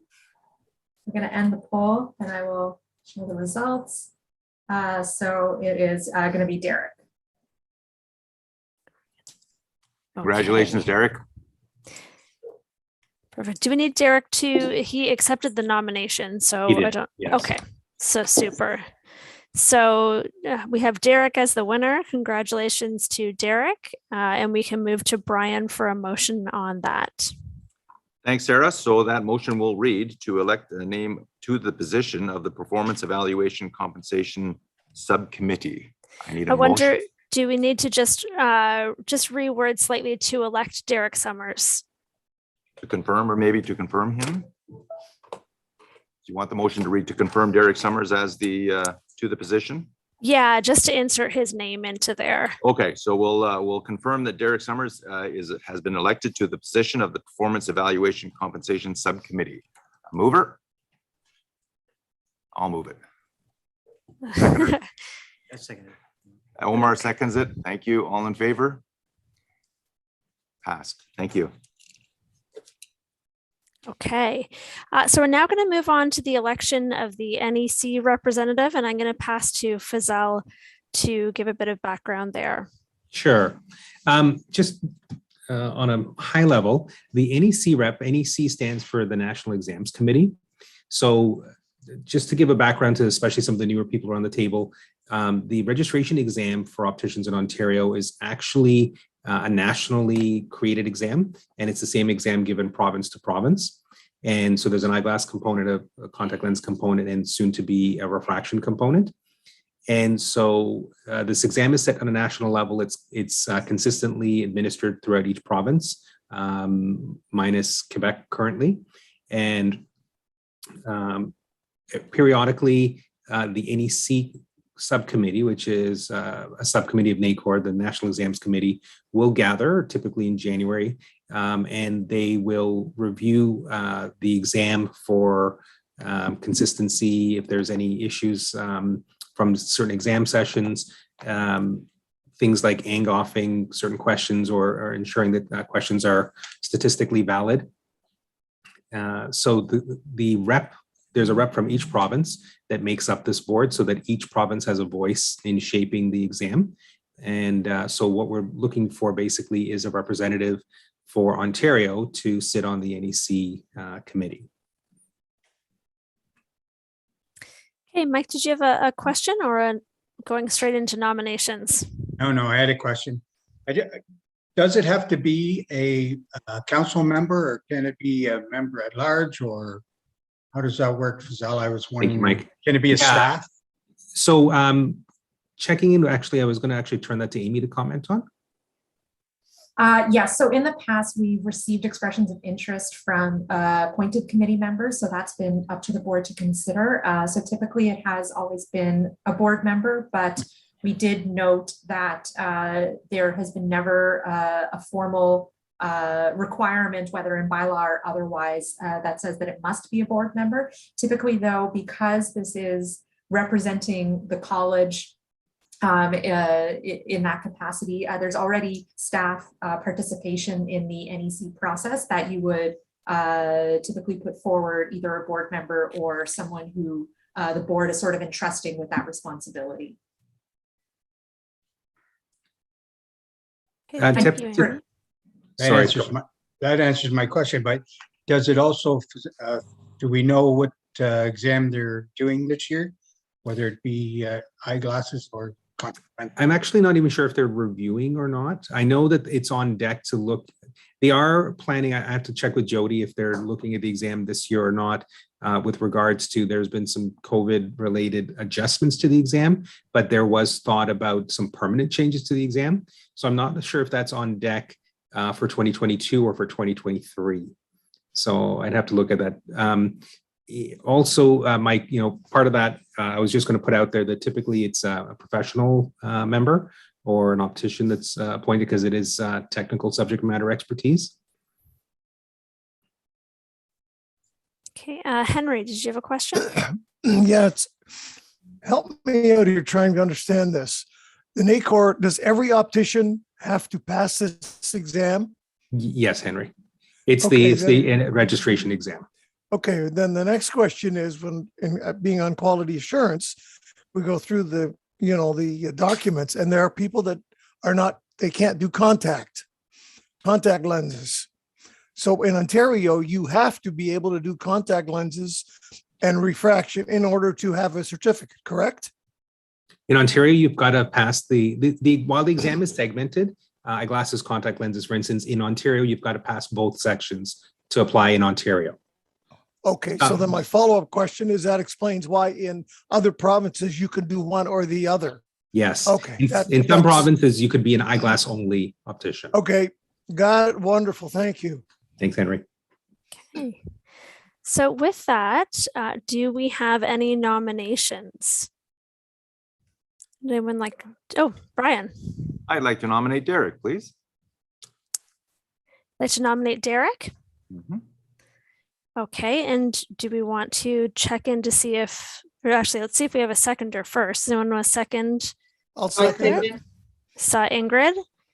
And can we check in with Derek to see if there is an acceptance of that nomination? Sure. I accept thank you as his words. Super. Any other nominations? Amber? I would nominate Netta. Netta. Okay, and do we have a second? I'll second. Brian and Netta, do you accept the nomination? Sure. Okay, good. So we have Derek and Netta. Do we have any other nominations?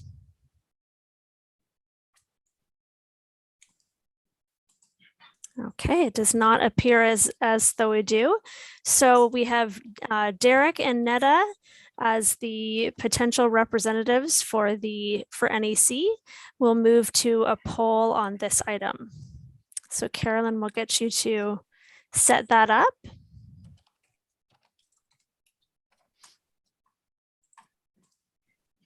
And it looks like we're all back with tech working, so we should be okay for this poll.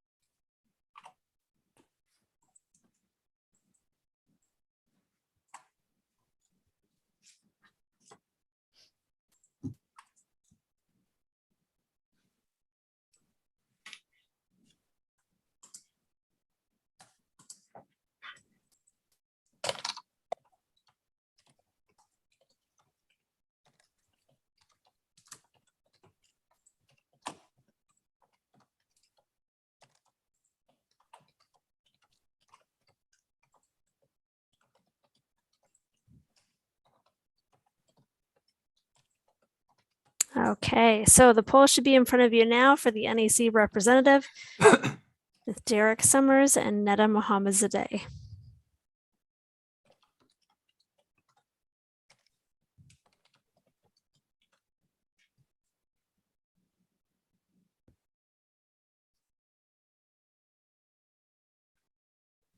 The 11 votes in. Is anyone still?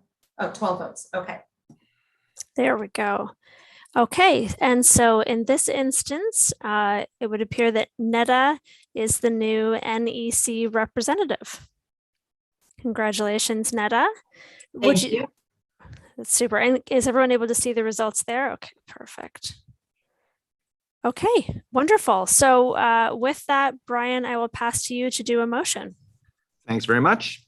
So the motion will read that we will be asking Netta to be the position of the NEC rep. I need a mover. Omar. He was right across from me, Sarah, so I had to say that's yes. okay. I actually saw it first too. Okay, cool. Seconder, please. And Steve. Steve, thank you very much. All in favor? I believe that's passed. Thank you very everyone. much. Okay, good. So we're going to move on now to the approval of the committee slate. And Brian, I'm going to pass this to you again.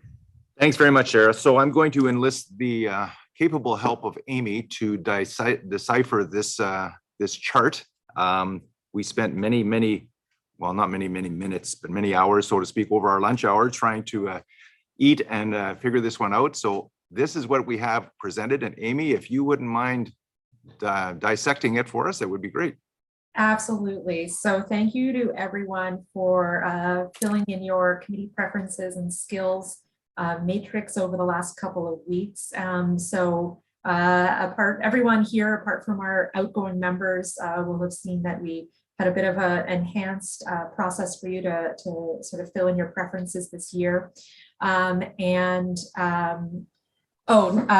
just asking if we could scroll up a little bit because the committee names are actually hidden, which is, I guess, the important bit. Everyone's seeing their name on a list, but not really sure which one. Right, thank you, Ingrid. So this committee slate was put together, taking into account everyone's individual preferences, also your respective availability in terms of the amount of time commitment that you feel that you're able to take on. And of course, taking into account, the discussion that has been ongoing over the last while about the governance breakdown. We have, as of this morning, with the board's decision to appoint the number of new appointed members, we're moving forward in the direction of what the board identified as a goal of trying to separate board and committee work to the greatest extent possible. So you'll see there is a fair number on most committees of appointed members that have been allotted. And that way, each of these committees will have greater capacity from their appointed member base, so that if the board decides that they want to move forward in reducing the number of elected or public members required on each committee, apart from where statute requires them to be there, you'll have the flexibility to do so going forward. These committees are also designed, in addition to individual preferences, to the greatest extent possible, avoid overlap between committees where conflicts of interest might arise. For example, between the Quality Assurance Committee and the ICRC, and between the Patient Relations Committee and the ICRC. Every single board, elected, public, and appointed member is listed as being a member of the Discipline Committee. So that is a committee that will never meet as a group. Rather, you might be called upon to sit on a panel should the need arise. So most of the people here will be able to see, and we'll scroll down a little bit just to get the last names at the bottom.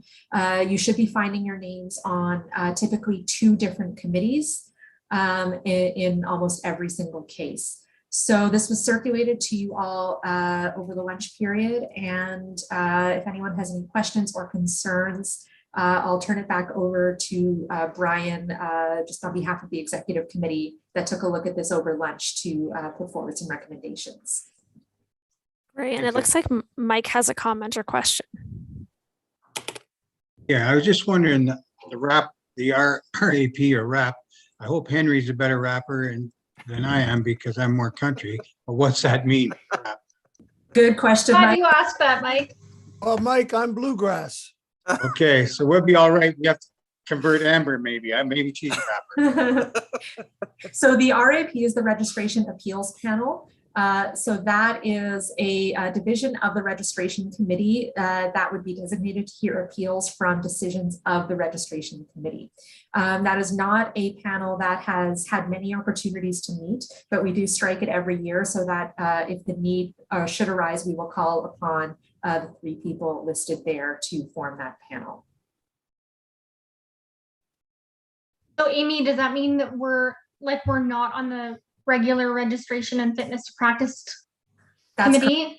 Okay. Yes. Thanks, Mike. I missed that. Okay, good clarity. Any other comments or questions?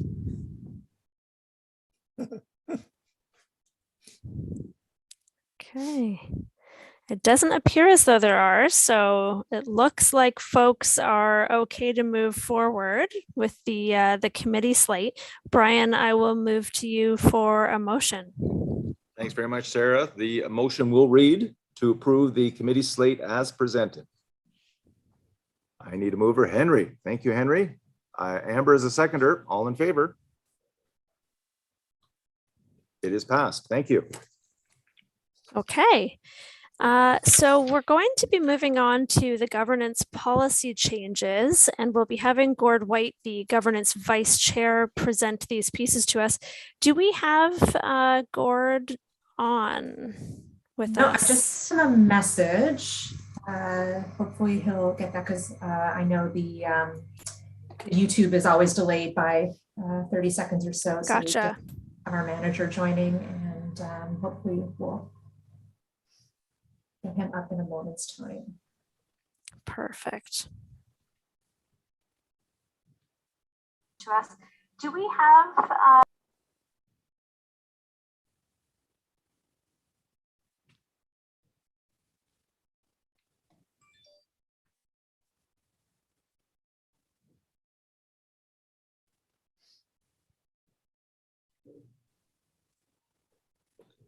He knows it. He's supposed to be.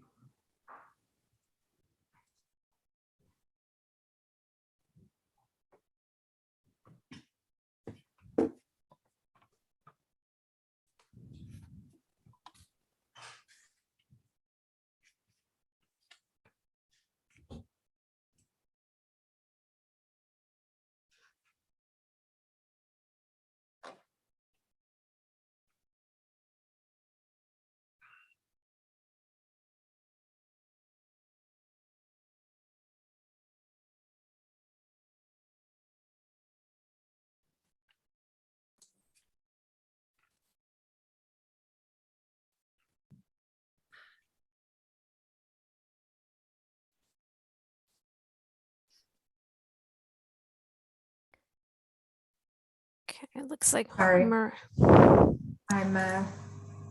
it's just misplaced the link, so I'm just sending it to Gordon. Perfect. And then Murray, I understand that you have bandwidth issues, so we're going to turn your video off. If you want, when we're doing a motion or approving something, you can use your reaction. So if you want to just put the thumbs up, we should still be able to see that. Okay, thank you. That way you can still participate. Okay, and it looks like we have Gord joining us here. And then Murray, I understand that you have bandwidth issues, so we're going to turn your video off. If you want, when we're doing a motion or approving something, you can use your reaction. So if you want to just put the thumbs up. Hi, Gord. I think you might need to mute your computer, the YouTube. That way you can still participate. Okay, and it looks like we have Amy, Gord were you joining talking us to me? here. There's someone who has the YouTube running in the That's background. what it is. That just needs to We're mute going it. to turn your video off if you want. There we go. Okay, well, there's the leg. Okay, so welcome back, Gord. Thanks for joining us. We're going to have you heading up a couple of items in this next portion of the agenda. And so I'm going to start by passing it to you to look at 12.0, the policy review of the relationship with the public and beneficiaries policy. So take it away, Gord. Sorry, Sarah, I think we've skipped over 11.1. Oh, sorry, I did. Yeah, you know what? Yep. I crossed it off my list the last time I said it.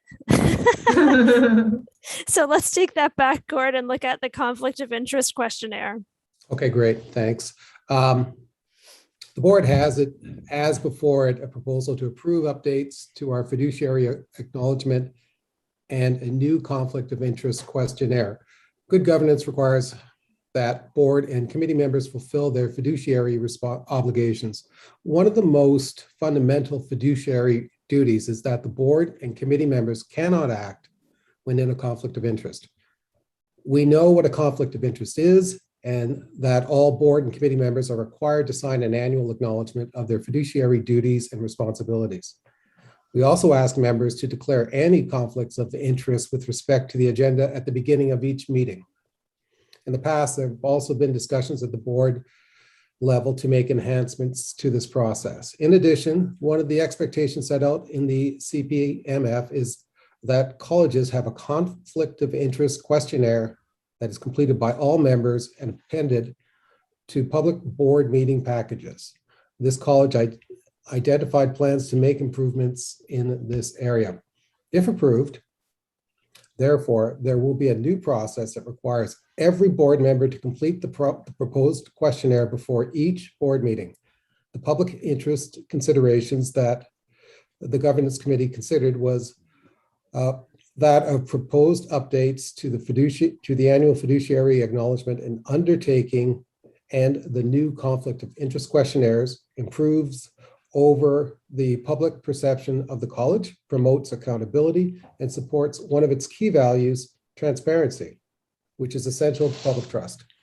The committee also considered that this proposed update new questionnaire ensures that it furthers the college equity mandate by making sure that decisions are made in the public's best interest and not to bolster individual agendas.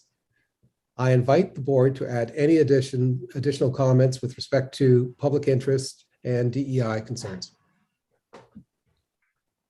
Okay, let's start with any comments or questions with respect to this.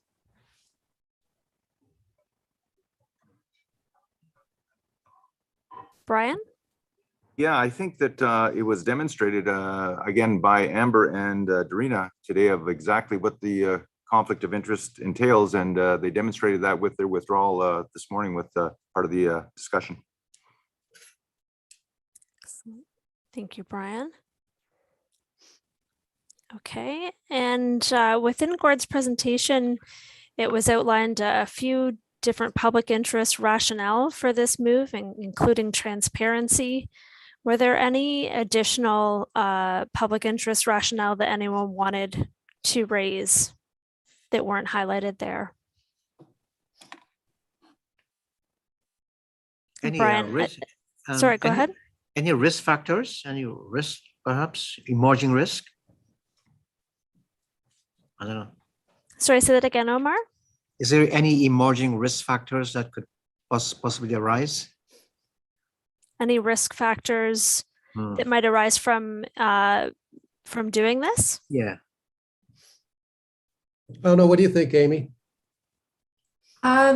Well, I wouldn't say a risk per se. It's a bit of a change in process. The biggest one being that these quarterly questionnaires that every board member is going to be asked to fill out and update on a quarterly basis is going to be part of the public meeting package. So that's really important for transparency, but it also is something that everyone will take a little bit of getting used to, because part of becoming a member of this board is disclosing your affiliations and organizations that you're involved in. And, we see this as a positive a lot of the time when board members are, putting forward their candidacy, they rely on their experience in the industry or in their other life experiences that are enhancing their competencies to sit on the board.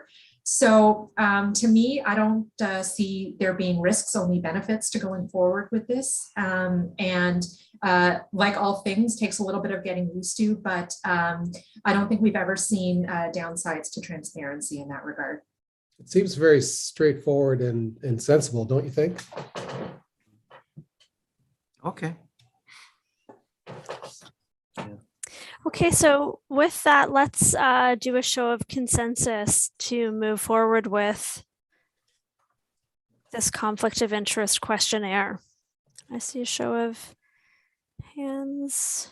It looks like everyone feels comfortable moving forward. Okay, so with that, I will pass to Brian for a motion. Thank you, Sarah. So the motion will read that the board approve the proposed updates to the fiduciary acknowledgement form and that the proposed conflict of interest questionnaire as recommended by the governance committee. Can I have a mover, please? Neda? Neda, thank you, Neda. A seconder? Amber, thank you very much, Amber. All in favor? Passed. Thank you. Very good. Okay, so now we will move on to 12.0, the policy review of the relationship with the public and beneficiaries policy. And Gord, I'll pass that back to you. Thank you. There are 3 policies on the board policy review schedule that are slated for evaluation of their content in December. Appendix 2 to the CEO's policy governance manual sets out a review schedule for all policies in the manual. The public's interest considerations that the Governance Committee identified for all three policies is that by reviewing their content, it ensures that the policies are consistent and effective, and that the college is up to date with regulations, technology, and regulatory best practices. They continue to be relevant and serve the function that they were implemented for. The first policy, relationship with public and beneficiaries policy 2-09, falls within the operational boundaries category. Policies in this category set out the board's risk boundaries for the COO's operations. The committee was of the view that the policy continues to adequately serve the board's needs, and that except for a few minor changes, no amendments were mandatory. Any comments or questions for Gord on this piece?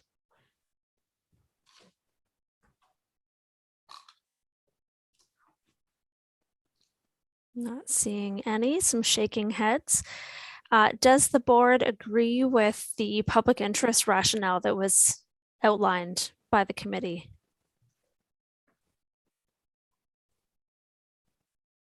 Okay, I'm seeing some fives. Any additional public interest considerations that should be raised for this issue, or that anyone would like to identify?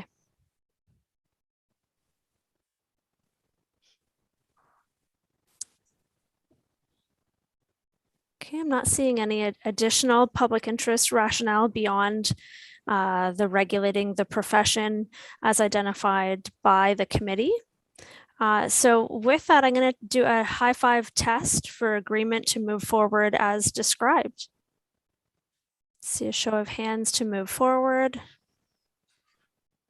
Okay, and that looks like everyone. So Brian, I will pass to you for a motion on this one. Thanks, Sarah. The motion again will read to approve the proposed amendments to the relationship with the public and beneficiary policy 2-09 as recommended by the Governance Committee. A mover, please. So Henry. Henry and Amber is seconder. All in favor? Passed. Thank you. Okay, so we will now move on to 12.2, policy review of the registrant relations policy, and I'll pass it back to Gord again. Go ahead, Gord. The second policy, the registrant relations policy 2-10, falls within the operational boundaries category. On review, the Governance Committee was of the opinion that the policy continues to adequately serve the board's needs and no amendments were required.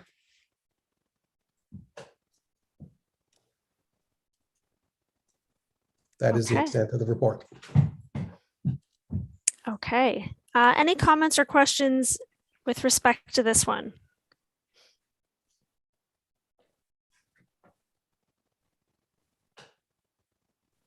Not seeing any. Okay. Does the board in this instance agree with the public interest rationale as described? Okay, I'm seeing some hands up. Are there any additional public interest rationale considerations that folks would like to raise with respect to this policy?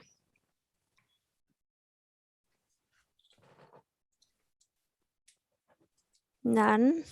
Okay. So with that, we will look for a point of consensus that folks feel comfortable moving forward with this policy. Okay, show of five. I think I got everyone. There we go. Perfect. Okay, so Brian, I will pass to you for a motion. Thank you, Sarah. The motion will read to approve that the registrants relations policy 2-10 remains as is, as recommended by the Governance Committee. Move, please. Omar, thank you, Omar. Seconder. See Amber. Amber, thank you, Amber. All in favor? That's passed. Thank you. There we go. Okay, so we're going to move on to 12.3, policy review of the board and committee principles policy. And again, back to Gord White, Vice Chair of Governance. Thank you. The third policy, the board and committee principles policy 4-07, falls within the governance process category. Policies in this category determine how the board itself operates, including its philosophy, accountability, discipline, and specifics of its own job. On review, the committee was of the opinion that the policy warranted a refresh to ensure that it continued to meet the board's needs. The proposed revisions aim to streamline the policy to ensure that it is clear and consistent with the changes to the language of the policy governance manual that has evolved over the last 4 years. The language is clear and consistent with the terminology adopted by the COO.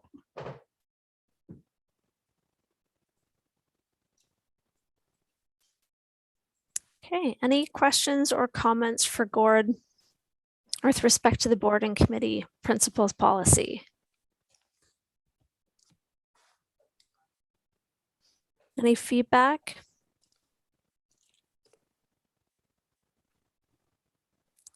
Okay, it doesn't appear to be any.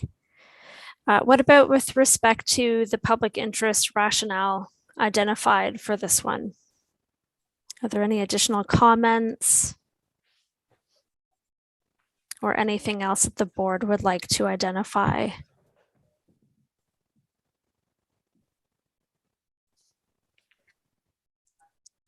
Okay, not seeing any.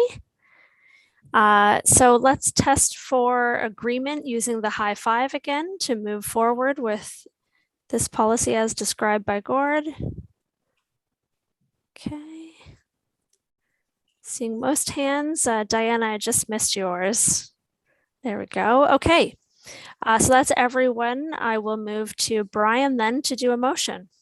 Thank you, Sarah. This motion will read to approve the updated board and committee principles policy 4-07 as recommended by the governance committee.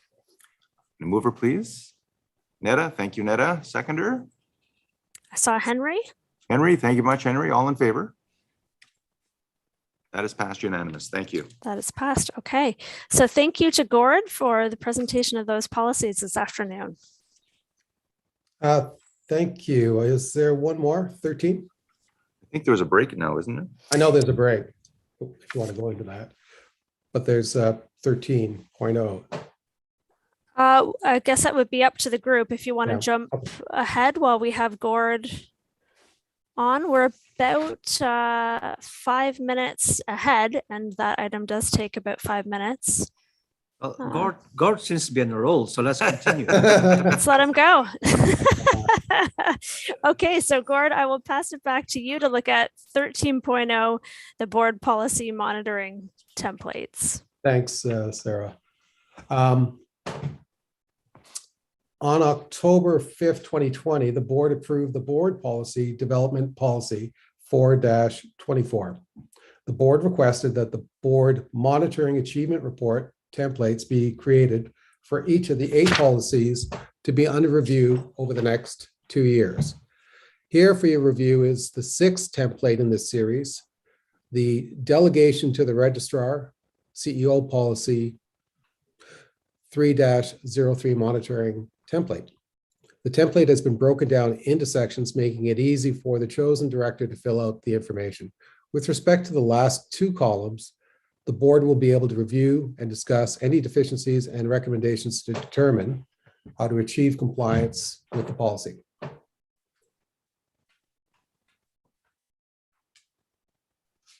Okay, so thanks, Gord. Are there questions for Gord or for the team? Any questions on this one? No, okay, I'm not seeing any. Brian, I'm going to pass the floor over to you to find us a volunteer. Yeah, this is where I have some fun, Sarah. So I'm going to ask, first of all, if there isn't a volunteer to be responsible for completing this report and presenting it at the next board meeting in February of 2022, which I will probably watch on YouTube. Mhm. We are not, we have not yet had any public members to volunteer to complete this monitoring report. So if no one volunteers, apparently Brian is supposed to appoint someone or voluntold someone. So I have some particular favorite public members I'd like to voluntold, but I'll let them see if they volunteer first. So it's on the floor, directing it more to the public members who would like to be this victim. Come on, I'm not seeing any hands. I'm happy to do it if you want. Oh, Gord, you're making it too easy for me here. Sorry, sorry. Not exactly, sorry, I don't Gord, want but to do does- it. It does have to be a board member. You're It right. has to be a board Sorry member, about Gord. that. Sorry, nice No, try. Thank I'm you. just enthusiastic. Thank you, Gord.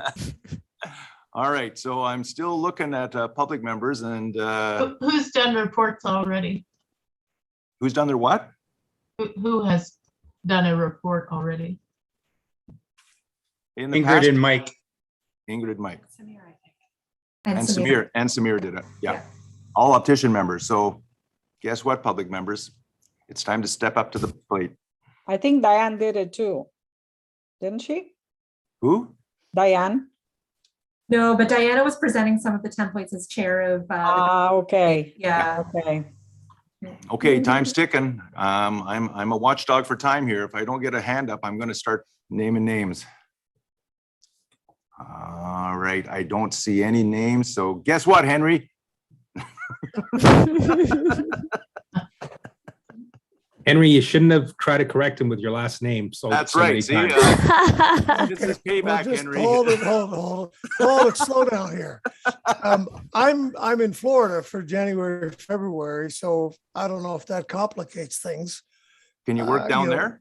Well, the thing is, that part is kind of questionable because I don't know until I get there whether I have to buy, hook into the internet, whether they've got it there, whether I have to buy into it, or whether I want to buy into it, right? That kind of stuff. So it's Okay, Henry, you it's got gonna off be the a little hook. tough for You that got one. off the hook, Henry. You gave me enough sob story there. I'm going to let you off the hook. but I really appreciate you considering me, Brian. I don't think you do, but I'll go with that. Okay, I'm going to pick Peggy. Peggy, how about that? Who's going to hold my hand through this? There will always be staff support, right, Amy? Yes, And absolutely. And what- Myself and Deidre. and what's the time commitment? So it's varied between, different reports. They're supposed to not take more than about 30 minutes to complete. But of course, we're here to support, whatever is necessary. And how many? One report for 30 minutes? Yeah, that's it. Oh, half a day. In reality, I'm cool with that. You okay with that, Peggy? Yeah. Thank you very, very much, even though you didn't put up your hand. I'm You going know, to call. you win some, you lose some, right? That's okay. That's all right. I'm going to call for that motion then, if I could, please, to approve the template for the monitoring and delegation to the registrar CEO policy. Have a mover on that, please. I saw Mike. Mike, thank you. Seconder. Murray? Stephen. Oh, I saw good. Stephen. I saw Stephen. We'll go with Stephen. All in favor? That's passed. Thank you very much. And thank you Okay. again. Thank you again, Peggy. So then thank you again, Gord. Wait until you see the results before. I won't be here, so it doesn't matter. Next time you'll know to just say you're going to Florida, Peggy.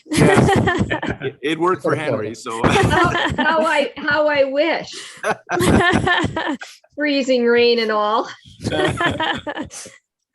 So with that, we'll give a big thanks to Gord, and I think that was a good call to finish up your presentation pieces ahead of break.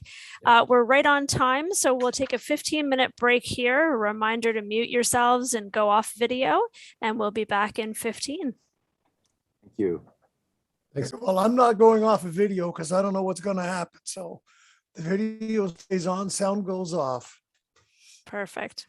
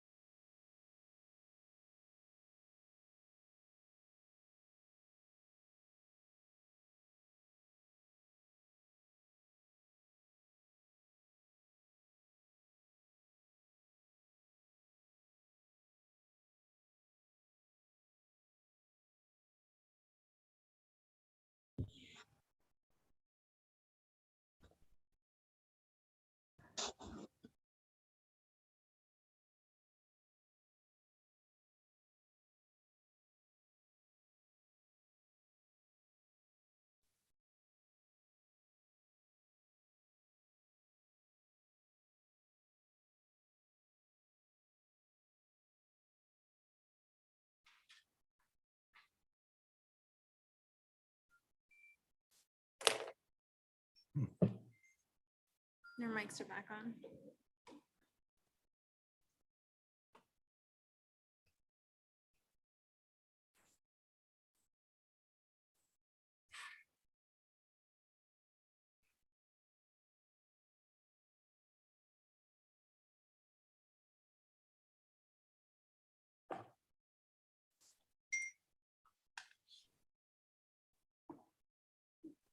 Okay, welcome back, everyone.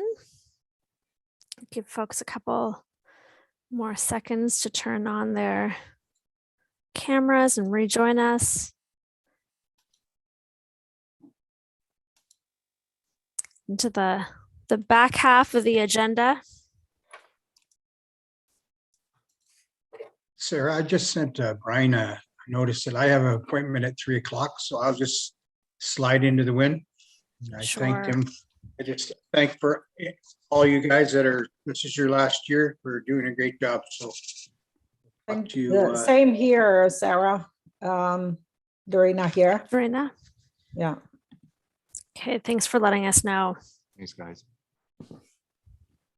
Great. It's actually quite windy here, Mike. You could slide out pretty quick. Very, very, very snowy and windy here in Owen Sound right now. Oh,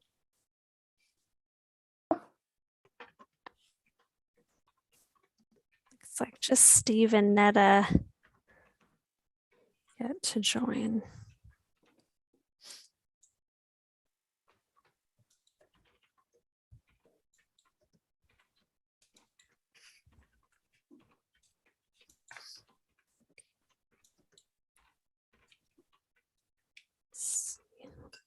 Give them another second or so, and then maybe we'll start. They won't be missing any polls or anything, so. There we go. There's Steve.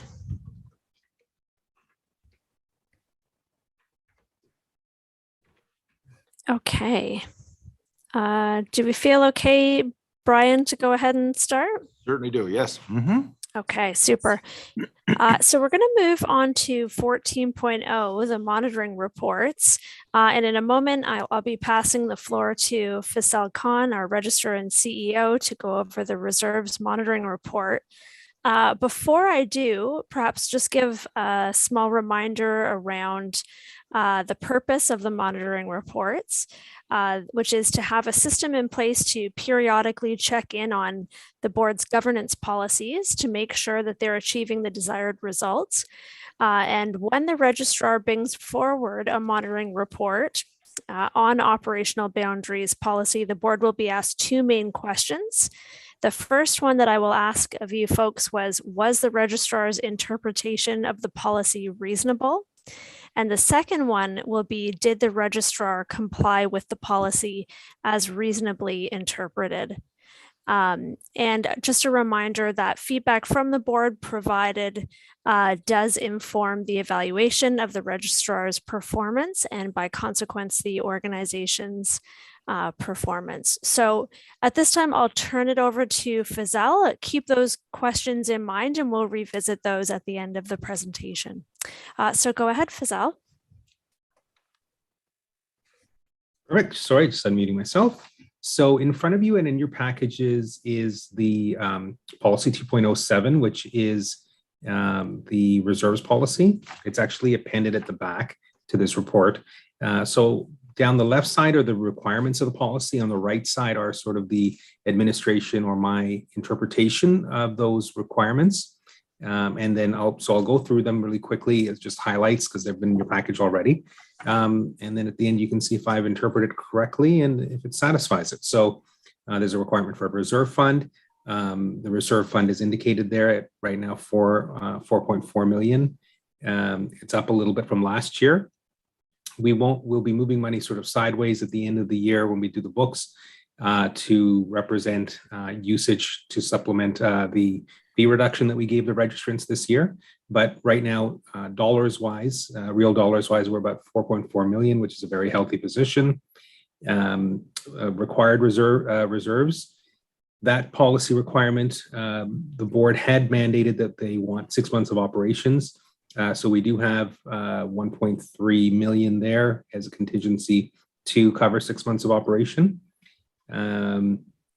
We also wanted to have 4 times the minimum amount for funding the any sort of therapy for sexual abuse.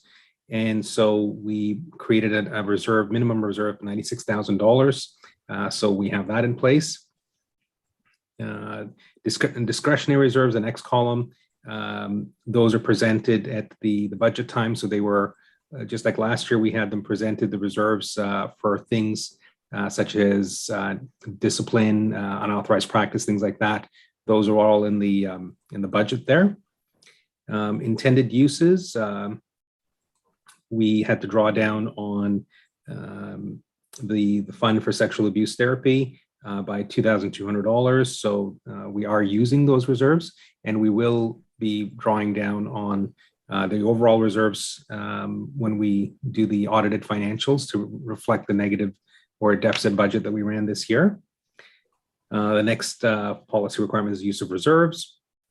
So as presented last year for the 2021 budget, the board had agreed to using $817,000 or there so to help give the registrants fee relief due to the pandemic. So again, that will show up when we do the audited financials for 2021. Investment-wise, funds have been invested in accordance with our investment policy. So we use a licensed financial advisor, the deputy registrar, who's also our general counsel, and myself, as well as our finance officer, will look at the GICs. And in the document here, we've shown you what we're getting as far as interest from each of these things. The primary, which I'll probably get to in the next report, but the primary driver for us is readily accessible funds that have their principal preserved. So we tend to not go risky as far as investments go because we're supposed to have these reserves for a rainy day, and we're not really going to take any chances with jeopardizing the actual principal. And then finally, reporting happens regularly. If if there's reserves that drop or anything like that, we have reported out that we used a little bit of the funding for therapy. And then as far as the allowance for the $817,000, that'll be presented in the financials, the audited financials. And we have been keeping the board up to date as to what the schedule is for replenishing that drawdown on the general reserve. So basically that is my report to the board as an interpretation of the requirements of the policy as well as how they were met. So Mr. Chair, I will leave it to you to ask the 2 questions. Yes. So you want me to call for the motion right now, Fazelle, or you want some feedback first of all on? Yeah, I can take some questions or provide any clarity. Sarah, did you want to take that over? Sure. Yeah. Is there any feedback or concerns with respect to the interpretation of this policy? Go ahead, Steve. Yeah, thanks, Sarah. Fazelle, for someone to claim the sexual abuse therapy money, do they have to report that as a crime to the police first? Because I just don't want to leave it. I would think that there should be some requirement that they have to come forward and make some serious allegations rather than just saying, oh, John Doe, I was sexually abused by John Doe. And if it's an easy way to try and get cash somehow, right? Right. So things have changed a little bit from, I think, about 2015. There was a big overhaul where the Ministry of Health looked at sexual abuse by registrants. So this was sort of RHPA wide, and there was reforms introduced, including in the pre-reform days. There was a requirement that the allegations had to be proven first at the college before the patient could access those funds.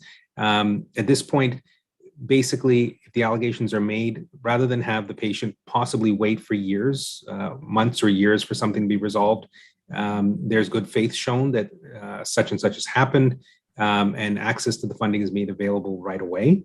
Amy, I might maybe lean to you to look at some of the safeguards that are in that process and how that process follows through. Sure. So as you pointed out, Fazal, that change was made, and that change made the eligibility criteria very simple. It's that there's been a complaint or a report where an allegation of sexual abuse has taken place, and that patient was sexually abused while a patient of that registrant. So that is the only criteria necessary to make someone eligible for this funding. You know, we've set aside that money. At this point in time, I'm not aware of, although I don't quote me on this, I'm not aware of whether any colleges have passed regulations stipulating when funding might terminate. So that is the safeguard that they've left open-ended, but they haven't given a very easy route to implement the kind of rules that would be necessary to terminate funding. For example, if it's later discovered that an allegation didn't have any air of reality to it or anything of that nature. So at this point, the ministry has seen fit to make this funding available at the moment of allegation.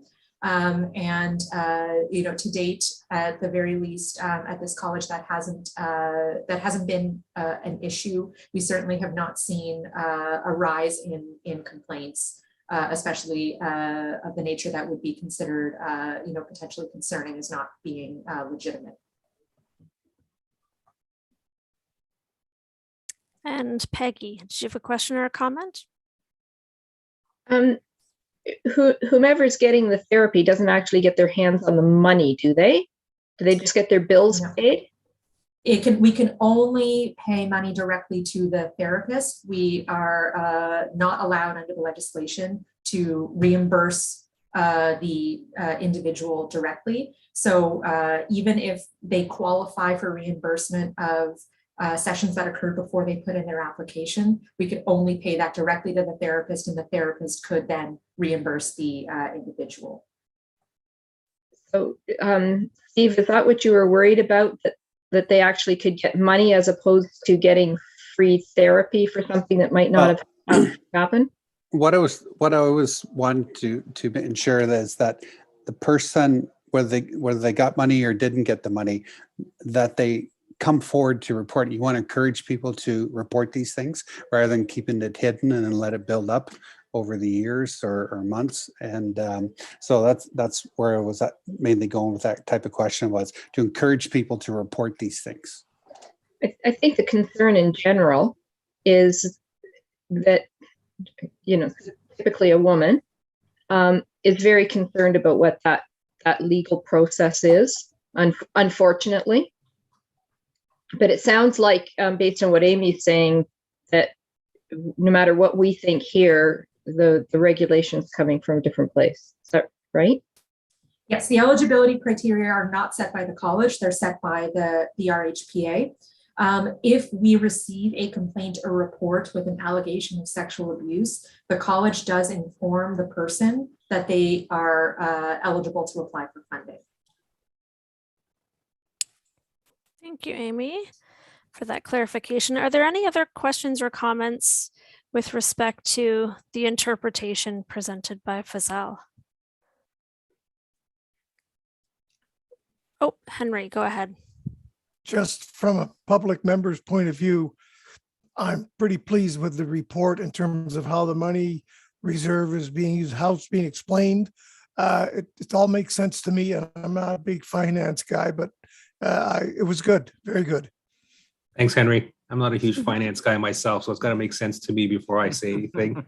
And you've accomplished a lot with me. Wonderful.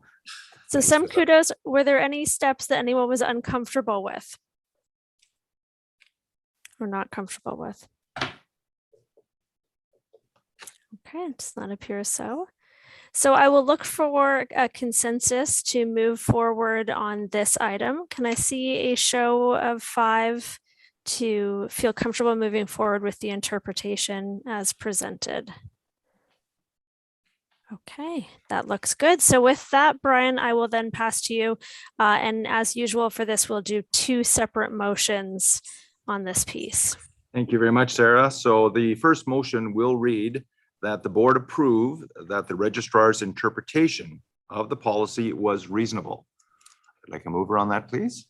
Henry, thank you, Henry. Seconder. Amber, thank you. All in favor? Passed. The second motion will read that the board agrees that the registrar CEO complied with the policy. I need a mover on that. Mikey and Murray, thank you. All in favor? That's passed. Thank you very much. Okay, so we will now move on to the investment policy monitoring report. I will pass it back to Fazelle, and just a reminder that in this same instance, we'll be watching for the same questions with respect to the interpretation of the policy by the registrar. Thanks, Go Sarah. ahead, Fazelle. Great.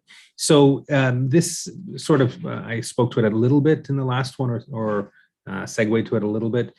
This is very specific to the investment policy that the board has. It's pretty straightforward. Again, the philosophy always of the board has been capital preservation and access to funds in a timely manner to be able to satisfy operational requirements throughout the year.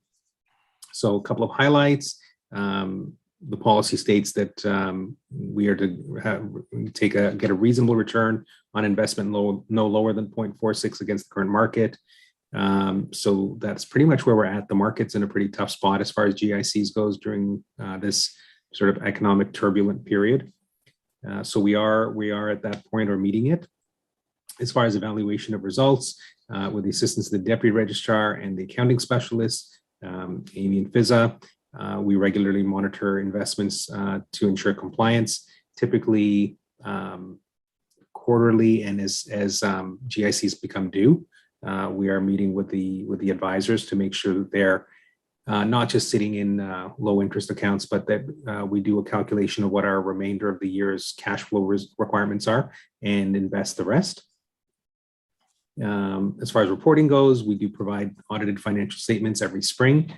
In May of we did the last one in May of 2021, and the next one is coming forth May of 2022. So a little bit of a shorter report compared to the last one, but fairly straightforward. So happy to take any questions from the board members. Questions or feedback with respect to the interpretation? Peggy. Here I go again. What are the range of interest rates you're getting on those GICs right now? So actually it was outlined in the prior report. I'm just going to grab it. I think as low as 0.46 and as high as 0.85. And these are all guaranteed institutions. So even though you've got fairly large sums, there's nothing available that's more than 1-2%. Murray's shaking his head, and I expect he's the expert on this. So while we have a good chunk of money, we do shave it into segments, both to ladder it so we have access to it maturing throughout the year so that we can cash them in as we need them. And second of all, also to reduce the risk so that it's insured. So we're actually look like a little bit of a smaller fry when it comes to these investments because we're investing in $100,000 increments. Is that what the cap is? It used to be 60, is 100 now? Yeah, I believe so. The cap is 100. Those are for any of the funds that are not with what we call the big five banks. We have our funds are too large to separate. There aren't enough financial institutions if we were to put only $100,000 in each account. So the big five banks, which are considered to be secure, is where the bulk of the funds are typically invested. And then we do work with the financial advisor to find the best rates available at the other reputable funds, which we cap at $100,000 to stay within the Canada Insurance Deposit. So you're taking some risk. You're taking some risk with the big five. And as a consequence, it's considered fairly minimal, yeah. So I assume with that they're the ones with the lower interest rate, the big five? Yeah, it's the small shops that give us the better rates, but we put less in so that we get covered by the insurance. Yep, fair. Okay, thanks, Peggy. Are there any other questions or feedback? I do the same thing, invest access funds for the organization I'm associated with. And I think you're doing a heck of a job to get 8.5 or 8.3. I have not been able to get that high, so kudos. Part of it, Murray, is that it's locked in from before, so it hasn't matured yet because the market is rough out there. Yeah. But thank you. And Diana has her hand up. Go ahead, Diana. Can you just remind me, is it still on the agenda to put further detail into the investment policy statement and look at a separate finance committee? I think the committee actually brought it forward and closed it off at the last board meeting. The governance committee brought forward their proposal and updates to that policy, and has left it with the administration. Amy, is that correct? Yep, the report that you're seeing today is on the updated policy, and you are going to be seeing these reports twice a year now instead of once a year. So that will be one of the changes. I think there was also an addition in the policy about specifying that none of the investments would be with institutions below I believe, a AA rating. And having a finance committee? So sorry, Amy, go ahead. No, that was not part of the examination of the investment policy itself, because that's not part of the policy, but that is, I believe, trying to. I think it was due to governance, like it was out of Yeah. governance. It wasn't part of policy governance, striking a working committee of the board to do administrative tasks. So the finance committee is already there as part of the executive that monitors the financials when the staff bring it. But the board's composition is not really put together to act as a let's say in governance as a rower as opposed to a steerer. So the steering is done by the board, and the rowing, which is the actions directed, are done by the admin team. So that was brought to the board, and it was thought that it wasn't in line with governance to strike a finance committee outside of the finance committee role that the executive plays, or an investment committee per se. I know we've brought it up at several meetings. Has that gone to a vote? It went through committee and then it came to the board. Okay. Any other questions or comments for feedback? Okay, any steps taken that folks are not comfortable with?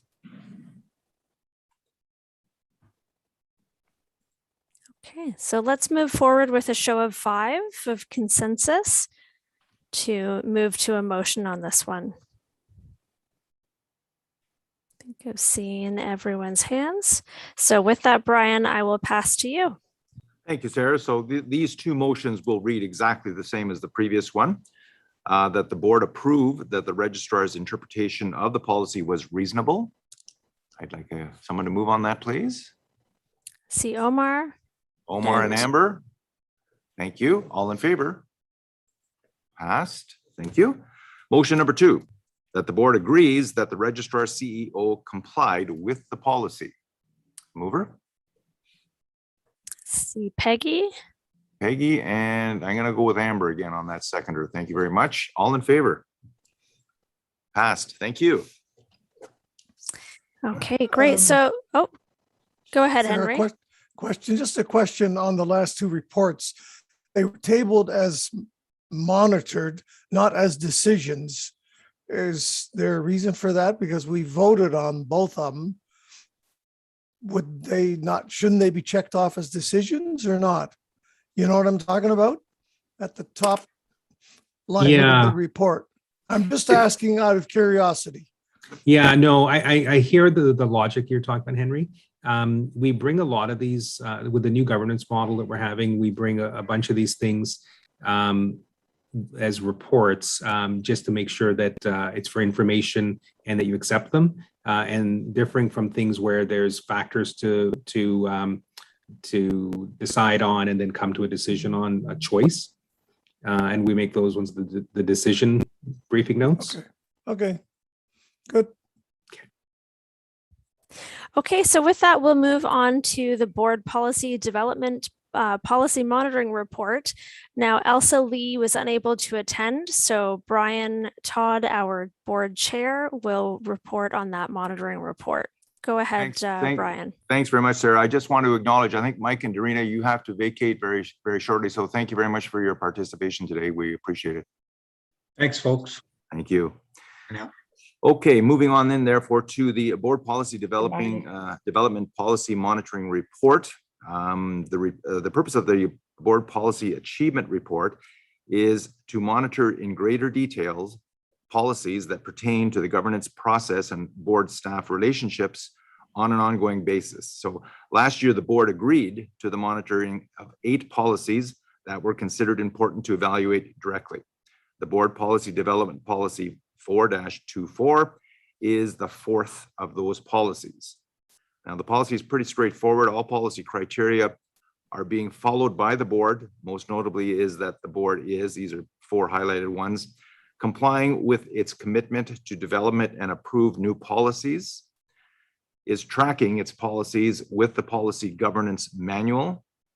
Number 3 is monitoring and evaluating policies by receiving scheduled reports from the registrar, and is monitoring its own board policy as per Appendix A of the policy governance manual.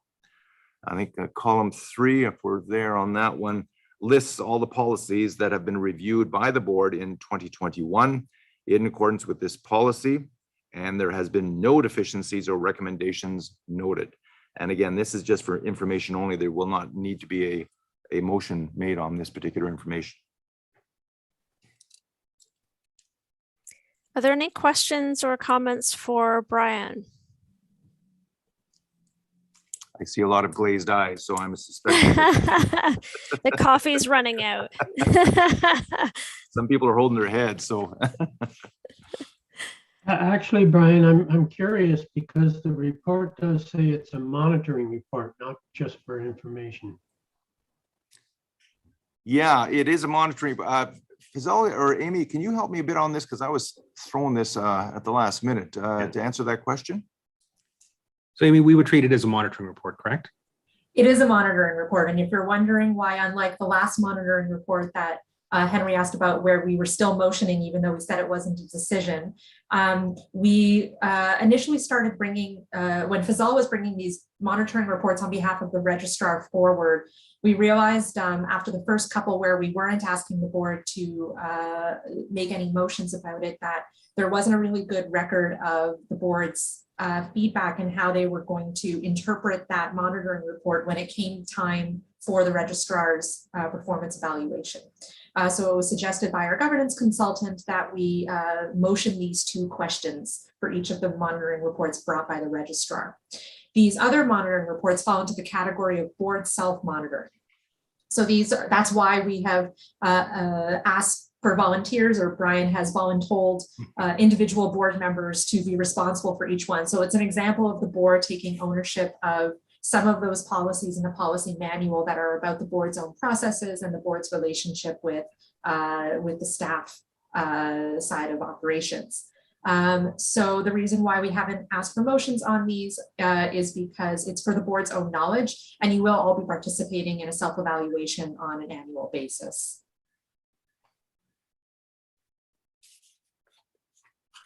Okay, thank you for that, Amy. With that clarity, are there any other questions or comments related to this monitoring report? Okay, I don't think so. Why don't we do a test for consensus, as we will not be moving forward with a motion on this one, but just to move forward with a consensus on this report. Okay, that looks good. Okay, so we're going to move on to the DEI strategic plan, and I'm going to pass it back to Amy Stein, our Deputy Registrar, to present the DEI plan. Go ahead, Amy. Thanks, Sarah. So this board has been working for about a year now and even longer in the journey of training and development that has led to the development of this DEI strategic plan. So as you know, in 2020, you went through some fairly intensive training sessions throughout the year, and you worked with a consultant to begin the process of that going forward, taking that training and putting it into action of actually developing a strategic plan that supports the diversity, equity, and inclusion goals of this board. So at a strategic planning session in the fall, we brought back taking the direction of the board over the course of early 2021. We came back to you and presented a draft of the what we're calling the DEI strategic plan. In your strategic planning session, the board was comfortable moving forward with bringing it before you at this meeting for formal approval. So what will approval mean? Approval will mean that this document is going to become a part of our existing strategic plan, and it's going to essentially be included as an addendum to that strategic plan. But going forward, because this board is headed into a strategic planning year, as the current strat plan ends in 2022, it's going to be merged with the new strategic plan that you develop for the 2023 to 2025 period. So I think we've got it in front of you on the screen now, and just going to ask to scroll down to the actual strategic plan. So the way this plan is set up, as you hopefully had a chance to review in the October session and today, is there are really two main goals that have been articulated by the board. And these statements are sort of focused in two areas. The first is that diversity, equity, and inclusion are central to the college's policies and practices and the ways that it operates as an organization. The second is that the college uses DEI to protect the public through effective regulation. So that means that both in the way that it operates as an organization, so vis-a-vis its staff, vis-a-vis its board, vis-a-vis the people that access its services, the college is exhibiting these values that the board has adopted. And secondly, in the way that it regulates in the public interest is taking into account diversity, equity, and inclusion in all facets of its regulatory mandate. So in the plan, you also see the strategies and various action steps that have been articulated by the board and organized into a number of categories. I'll pause there because this really is the board's plan, and we're here to just make sure that it has captured the vision that the board has put out. Any comments on the DEI strategic plan? Feedback on the extent to which it captures as intended by the board?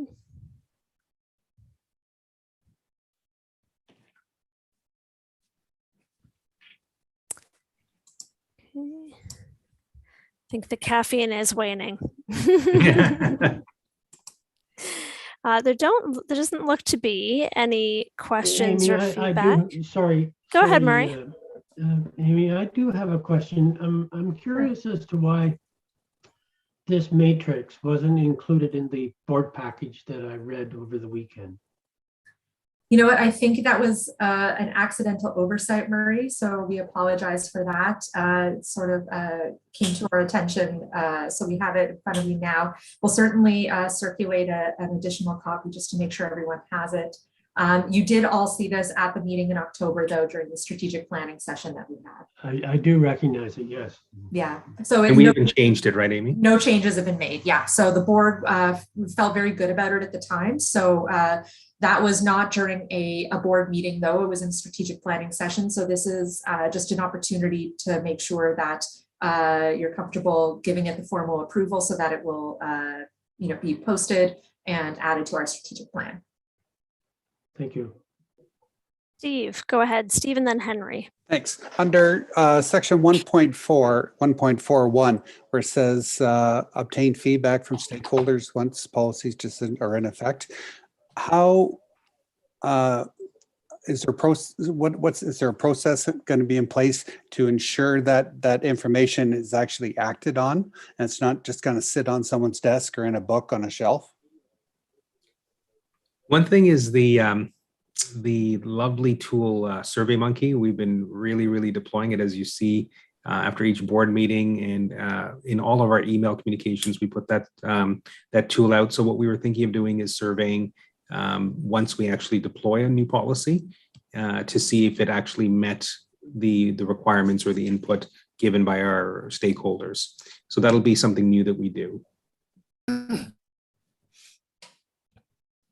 Thank you, Fazal. We'll do Henry, and then we'll go to Ingrid. Okay, just back up to 1, 2. Just scroll a little further. So right there. Okay, yeah, 1, 2, 1. Develop a framework for pre-election competencies for board members. Explain to me how you're going to do that. Fortunately, we actually already have. So this is in line with what the board approved in May, which are the pre-election competencies and the screening process for elected board members. Okay.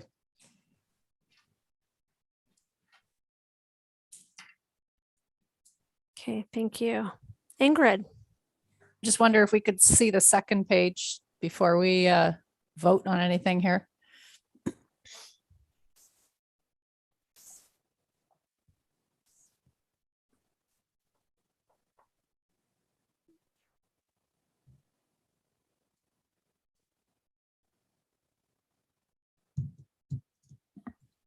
So some of this has been completed.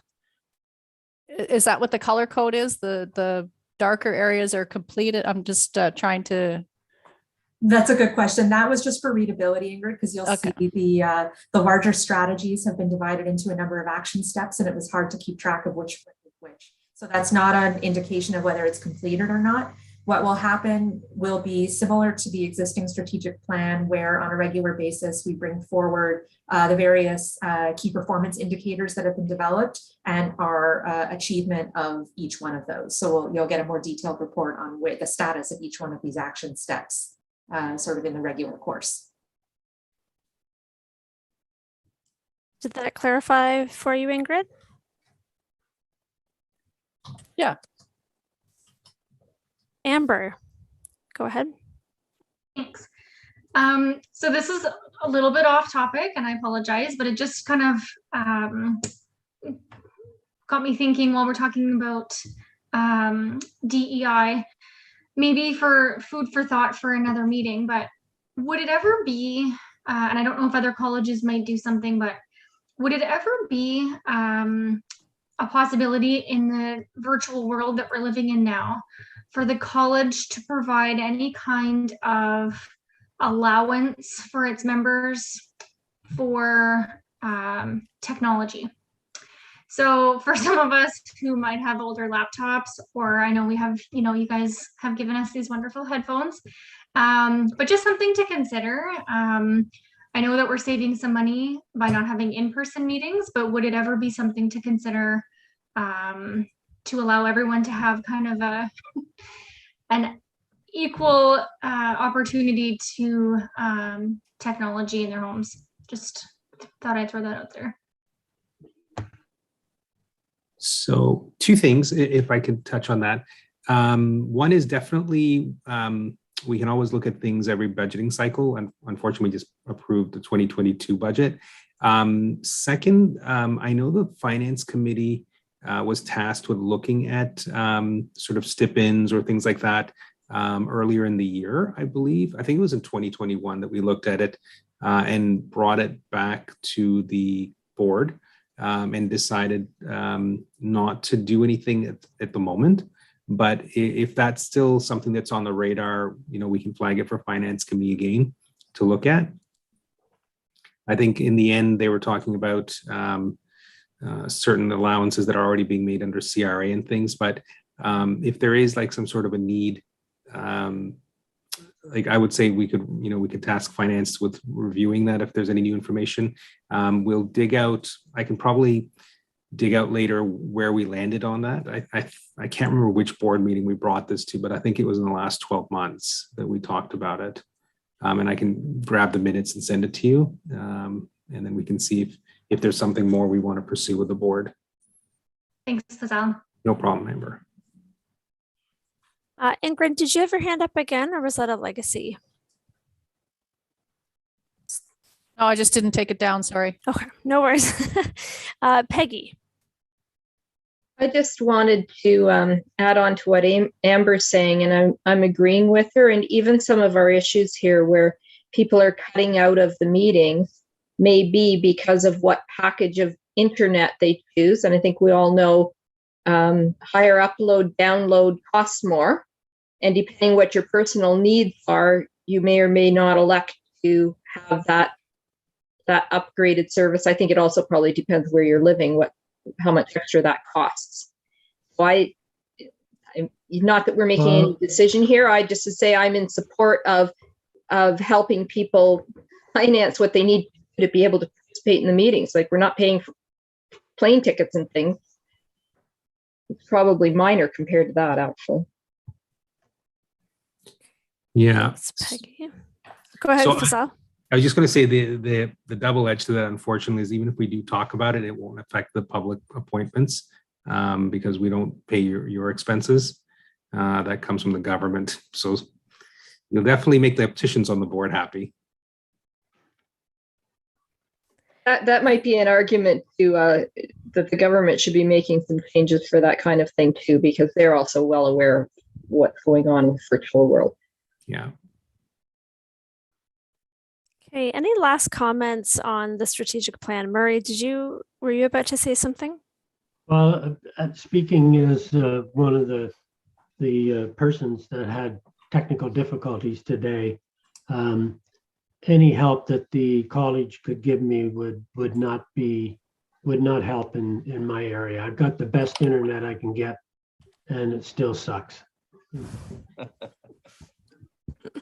Yeah, sometimes it's not a money. To lobby CRTC.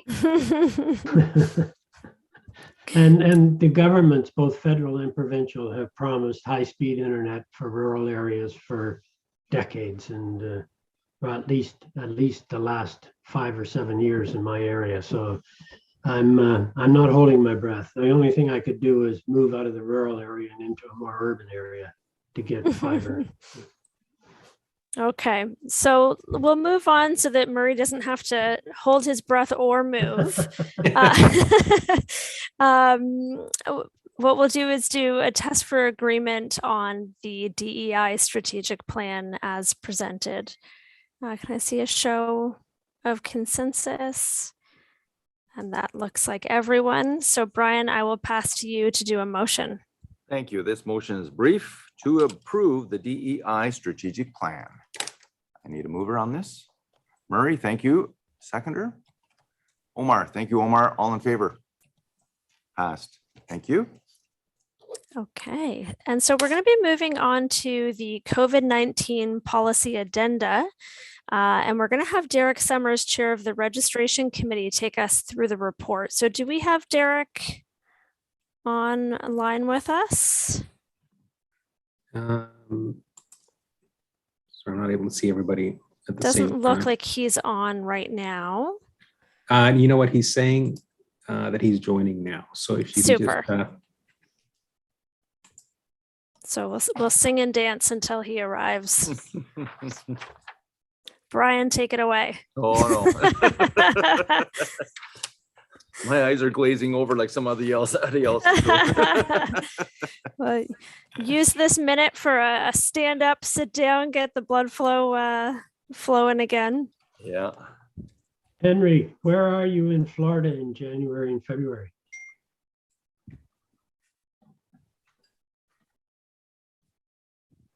he was just making that up when Brian asked. Yeah. He doesn't even remember. Florida? What are you talking about, Florida? He's ignoring you.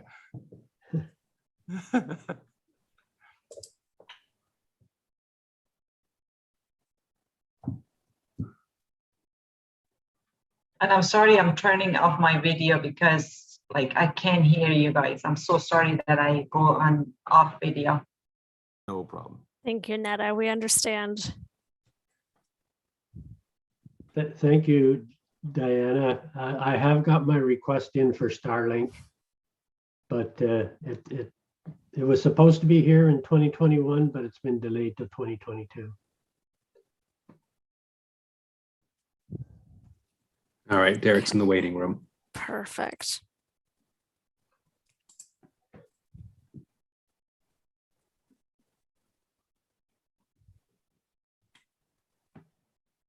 So here it comes. Wonderful. But Welcome, Okay. future executive member.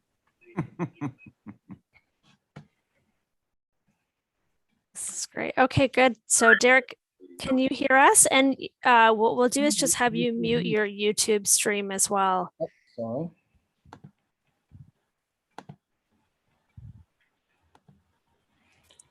Perfect. So Derek, you're going to present the COVID-19 policy addenda to us. Yes. Just go ahead once you're all set. All right. So before the board today, we have sorry, my screen's moving around a lot. Contact lens fitting addition. Basically, it's the same policy that we had previously. We've already previously passed it. The discussion was whether or not we should extend the policy to allow the contact lens fits, or a portion of the contact lens fits, 75% of them, to still be done by professors and in-class mentors, as opposed to making sure everybody's getting their fits in retail. Just the situation has changed, but not significantly, we feel, and we would rather just give a little bit of more time with COVID to allow that to continue. I believe that is what is in front of you guys right now. Am I right? Or are you guys looking at Yeah, so essentially, just to confirm, yes, it's confusing to the average reader because it's labeled as the contact lens peer-to-peer policy. But during the pandemic, under this policy, we also slid in that while you can do peer-to-peer for your contact lens fits, we're also allowing 25% of your eyeglass fits to come from peer-to-peer sort of in classroom settings for those who are having trouble getting co-op spots. So Derek, I believe your committee was recommending to keep that COVID allowance in place for one more year. Yes, that was our thinking, and we'd like to propose that extension. And then also allowing instructors, full-time instructors, to act as peer mentors, or Absolutely. Yeah, just basically to keep the changes we made to facilitate the process with COVID, to keep that for another year, just because things are still up in the air. So that is what's in front of the board, I guess, for approval. The recommendations made by the registration committee. So are there any comments or questions around this suggestion to extend for a year? Any questions for Derek? Steve, go ahead. Yeah, I just wanted to say, Derek, great idea from your committee. I give you full kudos to it. I think that it's excellent idea. Good work. Thank you. Okay, any other comments or questions? Okay, with that, we'll do a test for consensus, show of 5, to move forward with that change. And that looks like everyone. Okay, so Brian, I will pass to you for a motion on this piece. Thanks, Sarah. Another brief motion to approve the COVID-19 policy agenda, or addendum, sorry. Mover. Steve, thank you, Steve. Seconder. Saw Amber. Amber, thank you, Amber. All in favor? It's passed. Okay, wonderful. Thank you so much, Derek, for joining us. Thank you, committee, and thank you, board. And I will be making my absence again and want you guys back on YouTube again. Thank you, Derek. Thank you. Thanks, Derek. Okay, so we're going to move on to the 2022 board meeting dates. And Brian, I'm going to pass that back to you to lead us through that piece. Thank you very much. Before you have the potential board meeting dates for 2022. I guess, Sarah, it's right there. If there's any discussion or concerns, I guess now's the time to speak about them. Yeah, any questions, any comments? it's hard because you're going a long ways away in the future sort of thing, but we have to put some dates down in some way in order to have some timelines.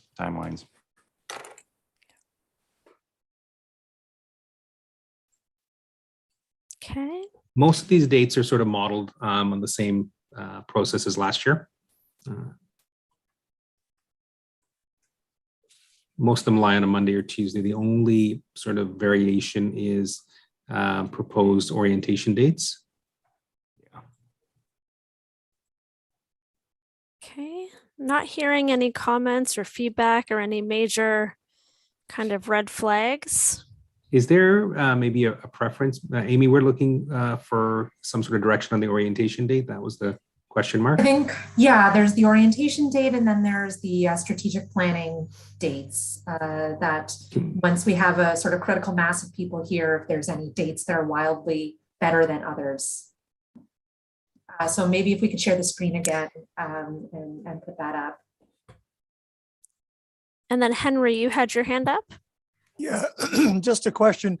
I remember when I started the board meetings for like a Monday, Tuesday. Is that not a norm, or is it smart? Probably is to block out Monday and Tuesdays for board meetings. Typically, we've been doing the Monday, Tuesday thing because it allows board members, if they're traveling, to come in on a Sunday night. So they're not traveling on the morning of. Okay, gotcha. If we can start on page 1, just under the proposed orientation dates, we have 2 possible dates put down here. So a Wednesday and a Thursday this time. So these are actually coming up I think only a few weeks away, it seems. So January 26th or 27th. Maybe I can turn that over to Sarah just to canvas if there's a date that is more suitable than another. Mm-hmm.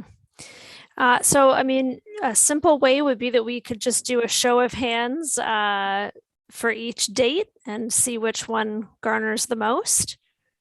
So let's look at show of hands availability for Wednesday, January the 26th, 2022.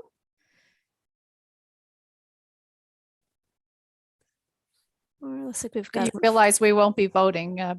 I won't be voting. Yeah. Right. So I think I saw everyone except for Henry. I'll be in Florida. You'll be in So- Florida on That's both right. days, right? Now he remembered where he was going to be. Yeah, way to go, Brian. So, I mean, I can get on if the internet is down there, I'll be part of it.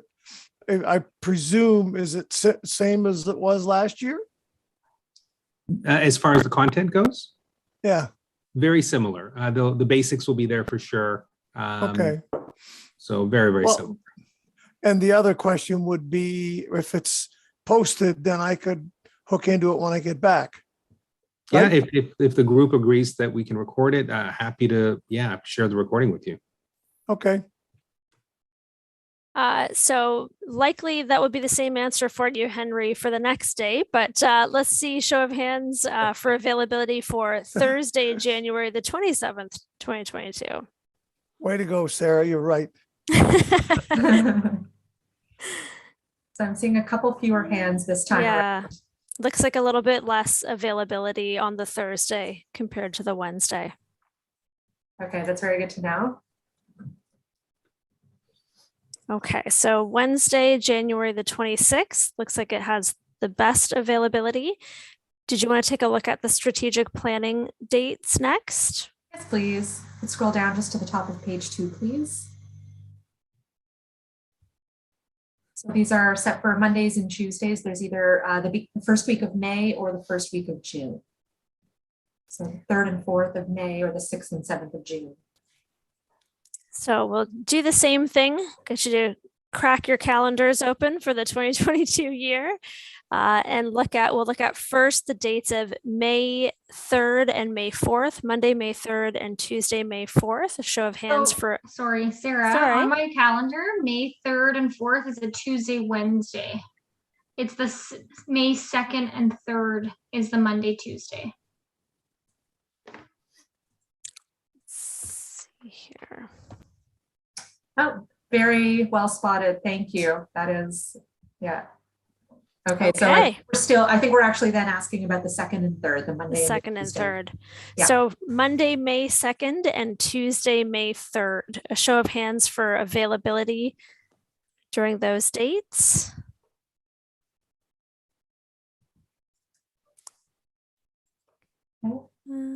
See, I saw sort of 1, 2, 3, 4, 5, 6. Except for Peggy so far, I think. Okay. Okay, and then Monday, I'm not sure if that's June 5th then? Nope, June 6th and 7th. It is, okay, so Monday, June 6th and Tuesday, June 7th. See a show of hands for availability on those dates.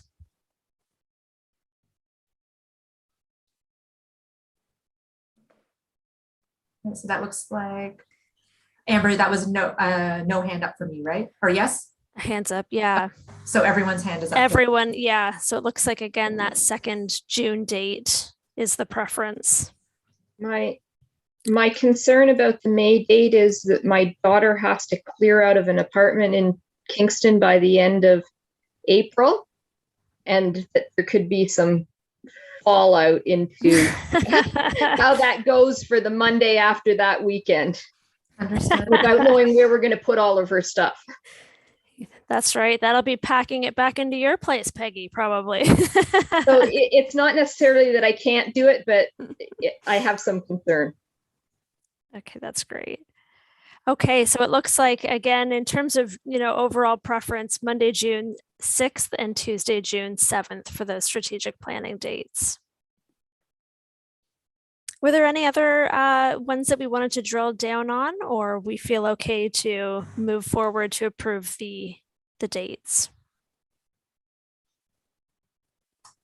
Not unless anyone has any questions or concerns about any other specific dates. Okay, so Brian, we will pass to you for a motion. Thanks, Sarah. Just to clarify, was there any date changes? Because the motion may read slightly different if that's the case. Because the motion will, no? Okay. None of the dates were changed. We've just sort of solidified a couple where there were options. Instead of a Monday or Tuesday. Okay, to approve the board meeting dates as presented. I need a mover on that. Omar, thank you, Omar. I'll second that just to get things rolling. All in favor? That's passed. Thank you. Super. Okay, so we're going to move on to the 2021 board self-evaluations. And Brian, that's you again to take the floor. Yeah, this is where I can put my heavy hat on again. I'll give this little speech, first of all, what's in front of you right now. It's that time of year again, and the 2021 board and committee self-assessment evaluations are here. At the end of the meeting today, all board and committee members will receive an email to how to connect and complete the online questionnaire. The board and committee self-evaluation will pertain to the board's performances as a whole, as well as individual committees. Now, the survey will remain open for 2 weeks, closing 11:59 p.m. on Monday, December 20th, 2021. It doesn't say this, but if it's not completed, I will hunt you down. I still am the chair for the end of the month, so I can still do that. Apparently, Fazelle said I could anyway. The questionnaire covers the period from January 1st, 2021 to December 6th, 2021. It would take approximately 30 minutes to complete, depending on if you sat on the board or how many committees you participated in. As always, participation in this important process is mandatory. We ask that all directors and members, those ending their term, which is me and Ingrid and Margaret, this year, and those who are continuing in 2022 take part, as it will allow for a fair and balanced evaluation of all performance and effectiveness as a college. Directors and members not responding will receive 2 reminders. If there continues to be no response, the board chair, me, is authorized to take steps to ensure that all directors and committee members complete the self-assessment evaluation and to do so in a timely manner. If anyone requires any tech or logistical support, you can always reach out to the college for assistance. All responses are anonymous. They will be collected and analyzed to provide separate reports, one for the board and one for each committee. The board will receive a full report in its February 2022 board meeting. And this again was just for information. There's no motion necessary on this. So please complete your process, because I don't want to have to chase you. That's good enough. Thank you. Thank you, Brian. Okay, so we're going to move on to the 2021 review of the strategic work plan. And this time I'll invite Amy Stein, the Deputy Registrar, to take us through. So go ahead, Amy. Thank you. So this is just a recap, close off 2021 and then introduce in the next agenda item 2022.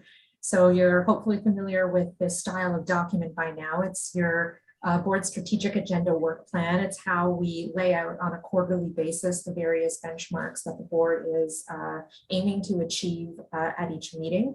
We've color coded it to indicate green where something is complete, red where it hasn't been complete, and blue where something is new or added. There is an orange category that's been added but isn't an issue for this year, which is if we've added it but haven't completed it yet, we just want to draw your attention to those items as well. So we wanted to just bring this to you and see where we're at as we head into December. So you'll see as we start off the year, mostly green, a couple of changes here and there. As we get into the third quarter, there's a number of agenda items in red on the next page that I just want to draw your attention to. So one thing that we did during the year was work with the chair of the governance committee to make sure that your review process for all of the policies that you see at each meeting was balanced out a little bit better, so you didn't end up with an extra loaded agenda some quarters with 7 or 8 policies and then other quarters none at all. So that resulted in some items getting moved. Some of them were actually moved forward, so they were still on this schedule, but they've already been dealt with in 2020 or at a previous occasion. Some of them were moved to a later date. In addition to that, there were a couple of disruptions just due to either ongoing pandemic-related matters or other items where there was an identified need to gather more information before the policy was brought forward to the board. So for example, the MSF process, which is the multi-source feedback process, there wasn't an opportunity to bring that to the board in October because the process ended up being deferred for pandemic-related reasons. And other policies coming out of the registration committee are being looked at in further detail before they come forward. So apart from that, if we go to the last quarter, some of the things that were moved off of October were then dealt with in December and completed on schedule. This is the sort of end of year recap. So I'm happy to take any questions about anything on here. Any questions for Amy on the 2021 strategic work plan?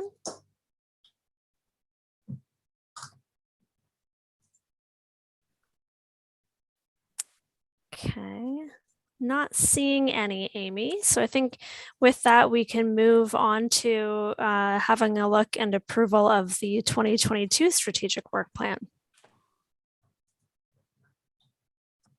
Excellent. Okay. So just taking that a step forward, now that we're wrapping up 2021, it's time to start planning for 2022. So you have in front of you a sketch out of the same document for the coming year. And this is breaking down once again by quarter the various benchmarks that we're hoping to achieve at each board meeting. We're asking that for this matter that the board approve this agenda with the knowledge that there will be changes, and those changes will be brought forward to you at various intervals so that we check in with the board and show you what's moved around, what's been accomplished, and get your input to make sure we're still on track and the board is still comfortable in the achievement of the various strategic objectives at the various points in the year. The most detailed quarter that's already been set out is, of course, the first quarter in February, where we're already working hard toward prepping a lot of this material to bring for you in just a couple months' time. As you get further into the year, you'll see there's room for lots of additions to be coming forward, and we will be populating that as the committees get going and start building up steam early in the year and developing their various plans for the year. So I'll turn it back over to Sarah to take it from there. Great, thanks, Amy. Are there any questions at this stage on the 2022 strategic work plan?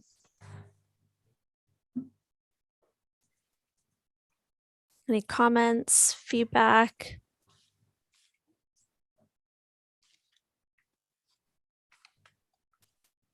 It's that end of day. This is where you can get the good items in. Ingrid, go ahead.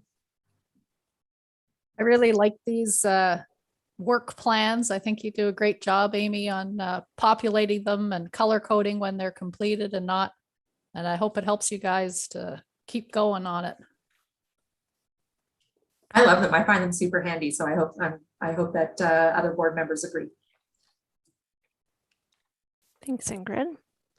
Seeing some thumbs up from the rest of the group.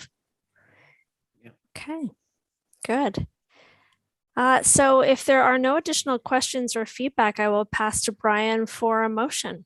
Thank you, Sarah. The motion will read that the board approve the 2022 strategic work plan agenda. Who's got their hands up here? So Henry. Henry, thank you, Henry. And I'm going to go with Omar this time, Amber, and then maybe next time. All in favor? Passed. Thank you. Perfect. Thank you. Okay, so we're going to move on to the registrar's report, and I will invite Fazal Khan, the registrar and CEO, to present those reports. Go ahead, Fazal. Okay, I'm not going to go into terrible detail. There's nothing actually super burning, and I know that the team is getting a little worn. So I'll point out a couple of things. We're continuing to work remotely, with the space being still optional to come back to, although we are having each team in the office meeting at least once a month in person, just to make sure that the staff is still connecting up. I do want to point out, we've been having some very successful registration exam sessions. So all of these are under pandemic conditions, and so they've been altered. They're a little longer in length. And I just want to publicly thank Seneca College especially for sticking out with us throughout the pandemic since it started, and have been giving us space even in the toughest conditions to make the registration exams happen. I know a lot of colleges have been challenged when having to run practical exams. So I've been very fortunate to have Seneca's support and also to the exams team for the extended time that they're putting in. Rather than a 2.5 day session, they're putting in time of 5 or 6 days to make these exams happen safely. So everyone's worked really hard, and I really want to acknowledge the appreciation we have for that. We've run another bilingual exam session out in Ottawa at La Cité College. And again, they've been very welcoming to us and have provided fantastic premises for us to hold the exams at.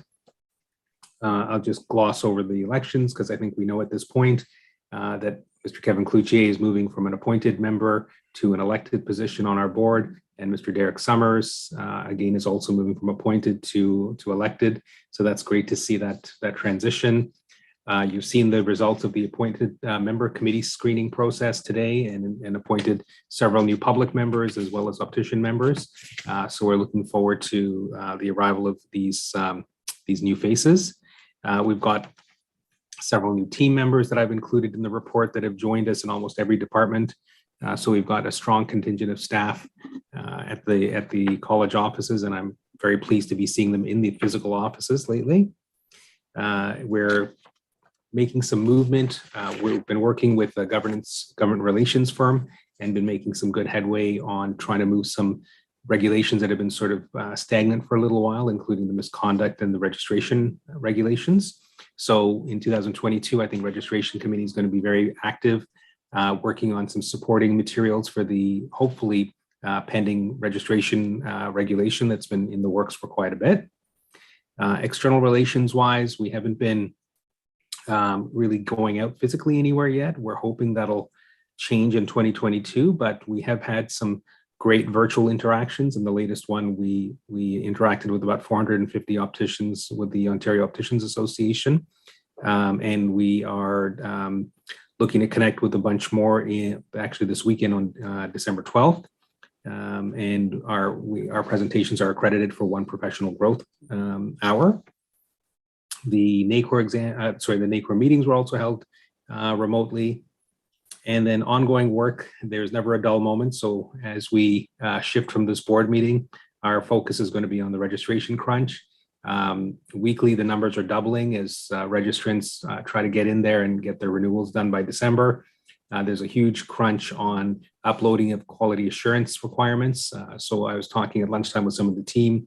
It's definitely putting some strain on the system, but we are making sure that nothing has crashed so far. But a lot of people are uploading their CE credits and renewing.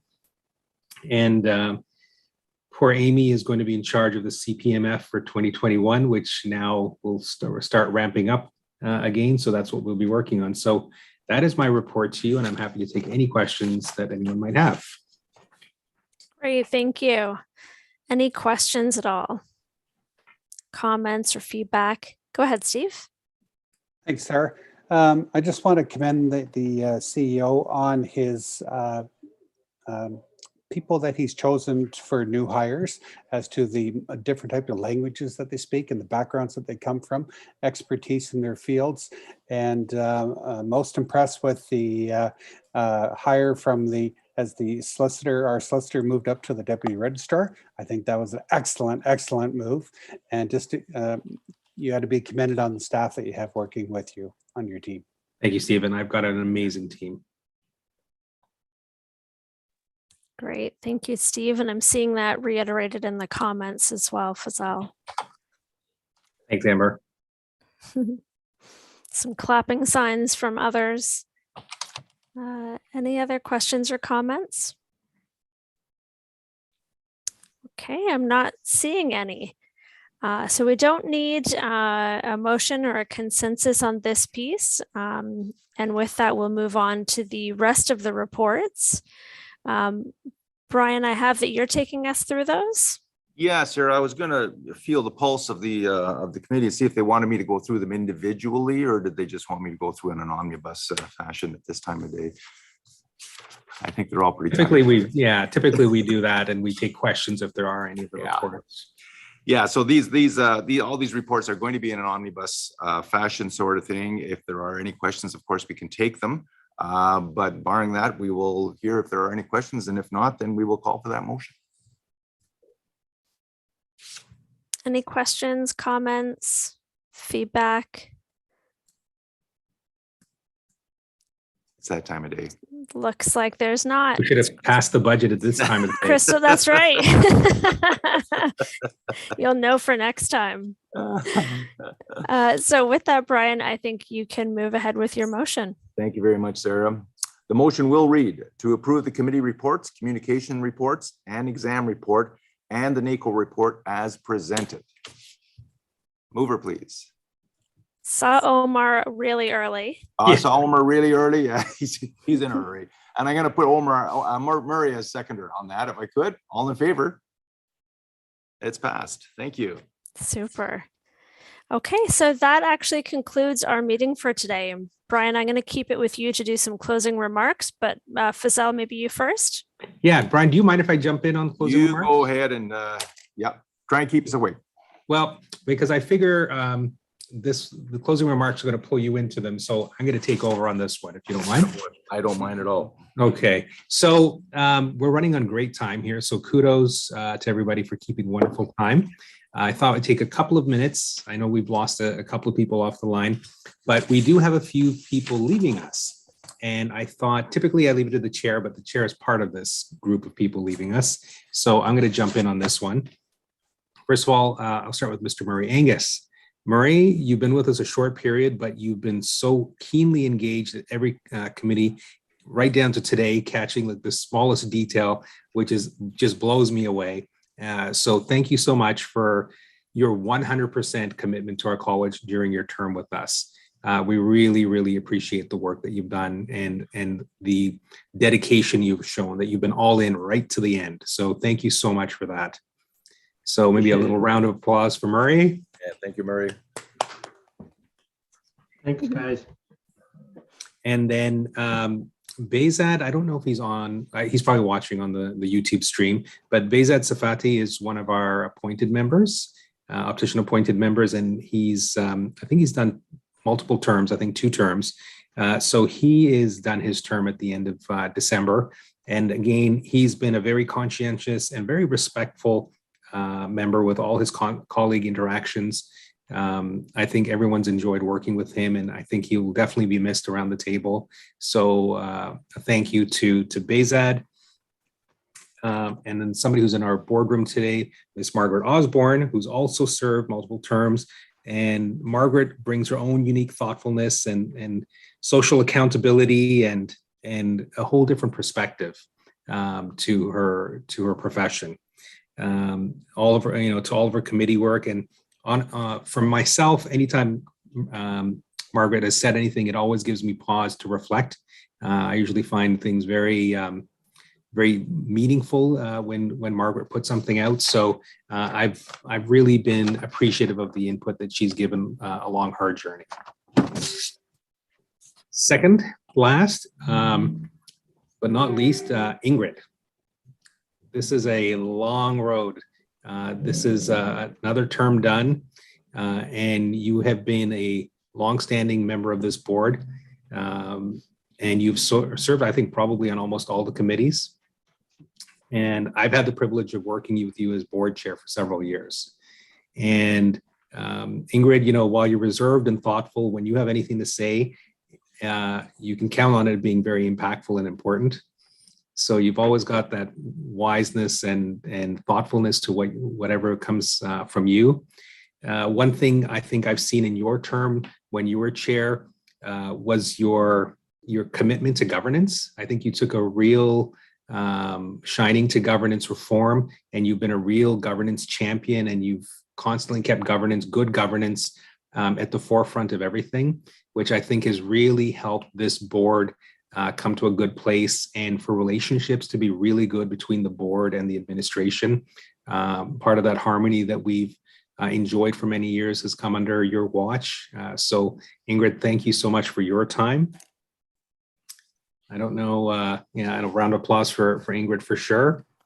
And Ingrid, to mark sort of your time, I've got plaques coming for everybody who's departing, but for your time, it's kind of hard to see. We have a little clock with the time that you spent here. So thank you. And we'll be sending that to you. Thank you. Thank you. And Brian, what can I say? Like Ingrid, you've been around every corner. You're a veteran as well at the table. And I have to say, it has been an absolute pleasure and privilege working with yourself. I think Ingrid's legacy was governance reform and governance championing. What I really enjoyed working with you, and I miss the fact that we didn't have it in the last 18 months, was your excitement and dedication to going out and working with the registrants and being very, very participative and engaging with our registrants. I think they really enjoyed getting to meet with you when we were doing it in person, and it's been a blast doing it on Zoom with you. So we've had lots of great recording sessions. All of you as board members and as chairs have been very supportive of the administrative team. We've enjoyed a wonderful ride under each of your times with us. The trust that you put in us, the support that you've given us has really helped us be our best at the admin level. So thank you for that opportunity. And Brian, you put a ton of effort. Steve is at these events as well. Like, these meetings are complex, and Sarah is a master of facilitation, but the work that goes into creating the process note document that nobody ever sees. 2 hours went into preparing for this meeting, line by line, of who was going to transition from one topic to another, who was going to call the motion, who was going to bring up what topic. That orchestration has happened before every meeting that the board has had. And so that smoothness that you're seeing, the board, the admin is supporting it, but really it's the efforts of the board members devoting their time. Stephen has been there at each of these things. Brian has been there at each of these things, preparing for this dress rehearsal for every board meeting. So you've done really right by, both of you have done really right by the board. So I thank you from the administrative side. I don't know if anyone has anything else to say. And Brian, I got a little clock for you as well. I was expecting a Rolex, but I Sorry, dude. They're on a big wait list. Thank you very much, Fazelle. I don't think that was in the budget, Brian. Well, Been a that's tough why. year. We That's didn't why. approve it. That's why I took that strategic plan out off site off there. I was hoping that would help, but I guess it 30 didn't. grand, one watch. Zell, if you take the battery out of Brian's, since he's from Sudbury, he'll never know what time it is anyhow. So mean. So I don't know if any, like, you know, we've got a couple of minutes if anyone has anything to say, including the people leaving. Ingrid? Yeah, thank you all. It was a good experience personally to go on this venture through the college and meet all of you and work with you. I really appreciate all of your support on this governance adventure we were having. And I hope you guys just keep up the good work. We've come so long from that little chart we used to stroke off, Fazal and I in his office, of what we've accomplished. So thank you. And I wish you all the best of health. Margaret, do you have any comments? You can bring her to the table and put her on a microphone. Yeah, you can come a little closer if you want.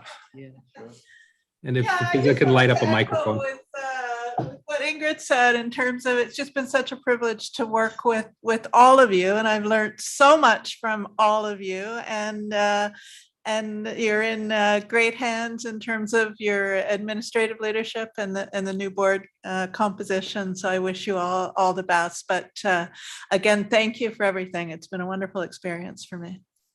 Thank you, Margaret. Yes, Margaret and Ingrid, you both took the words out of my mouth. It's been an honor and a pleasure to be here this long, to be able to work with so many different people. I've seen this college grow. I've seen fantastic personalities come and go.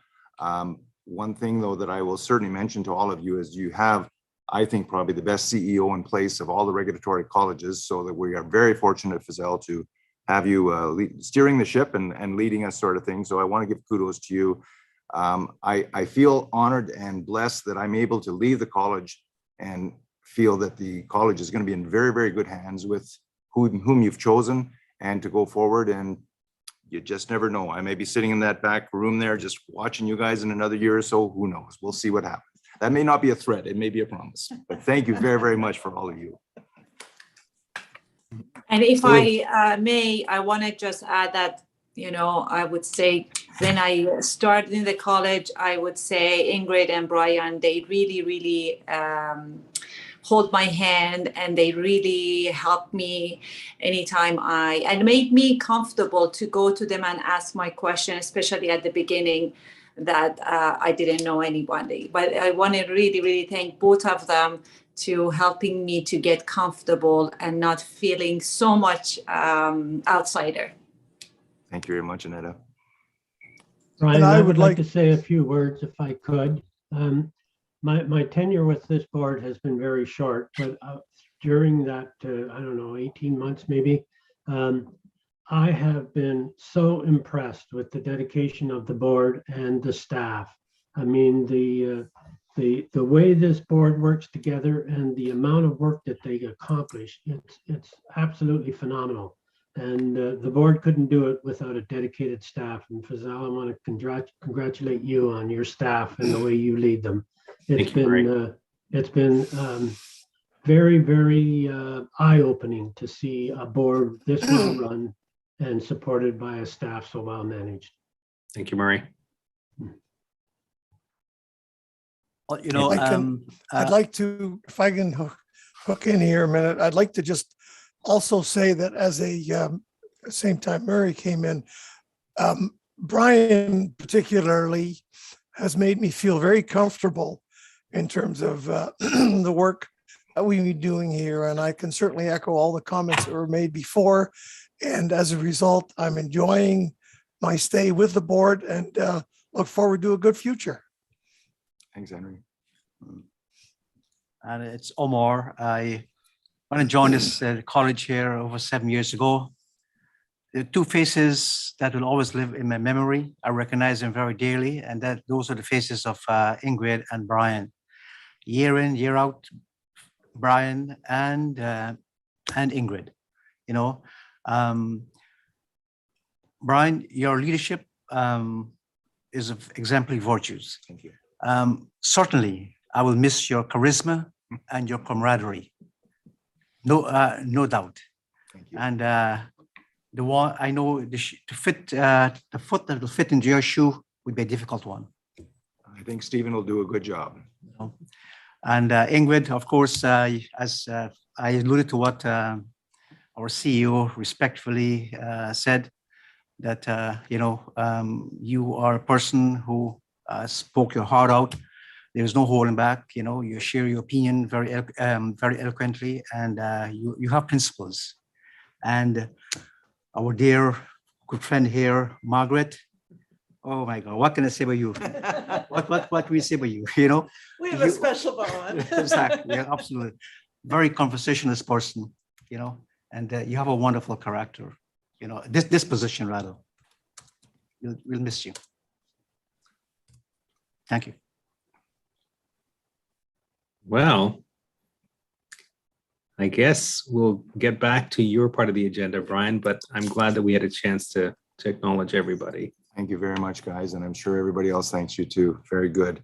All right, let's get back to business. We have to, first of all, before I call it that motion, I'd like to call for prep time and honorarium.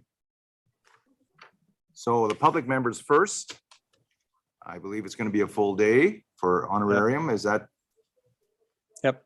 Yep. And what about prep time, guys and girls? I didn't find the prep time as onerous this time as in previous, so I would say half a day max. Yeah. Was that a consensus with the public members for half a day prep time? Half a day. It's fine. Okay, very good.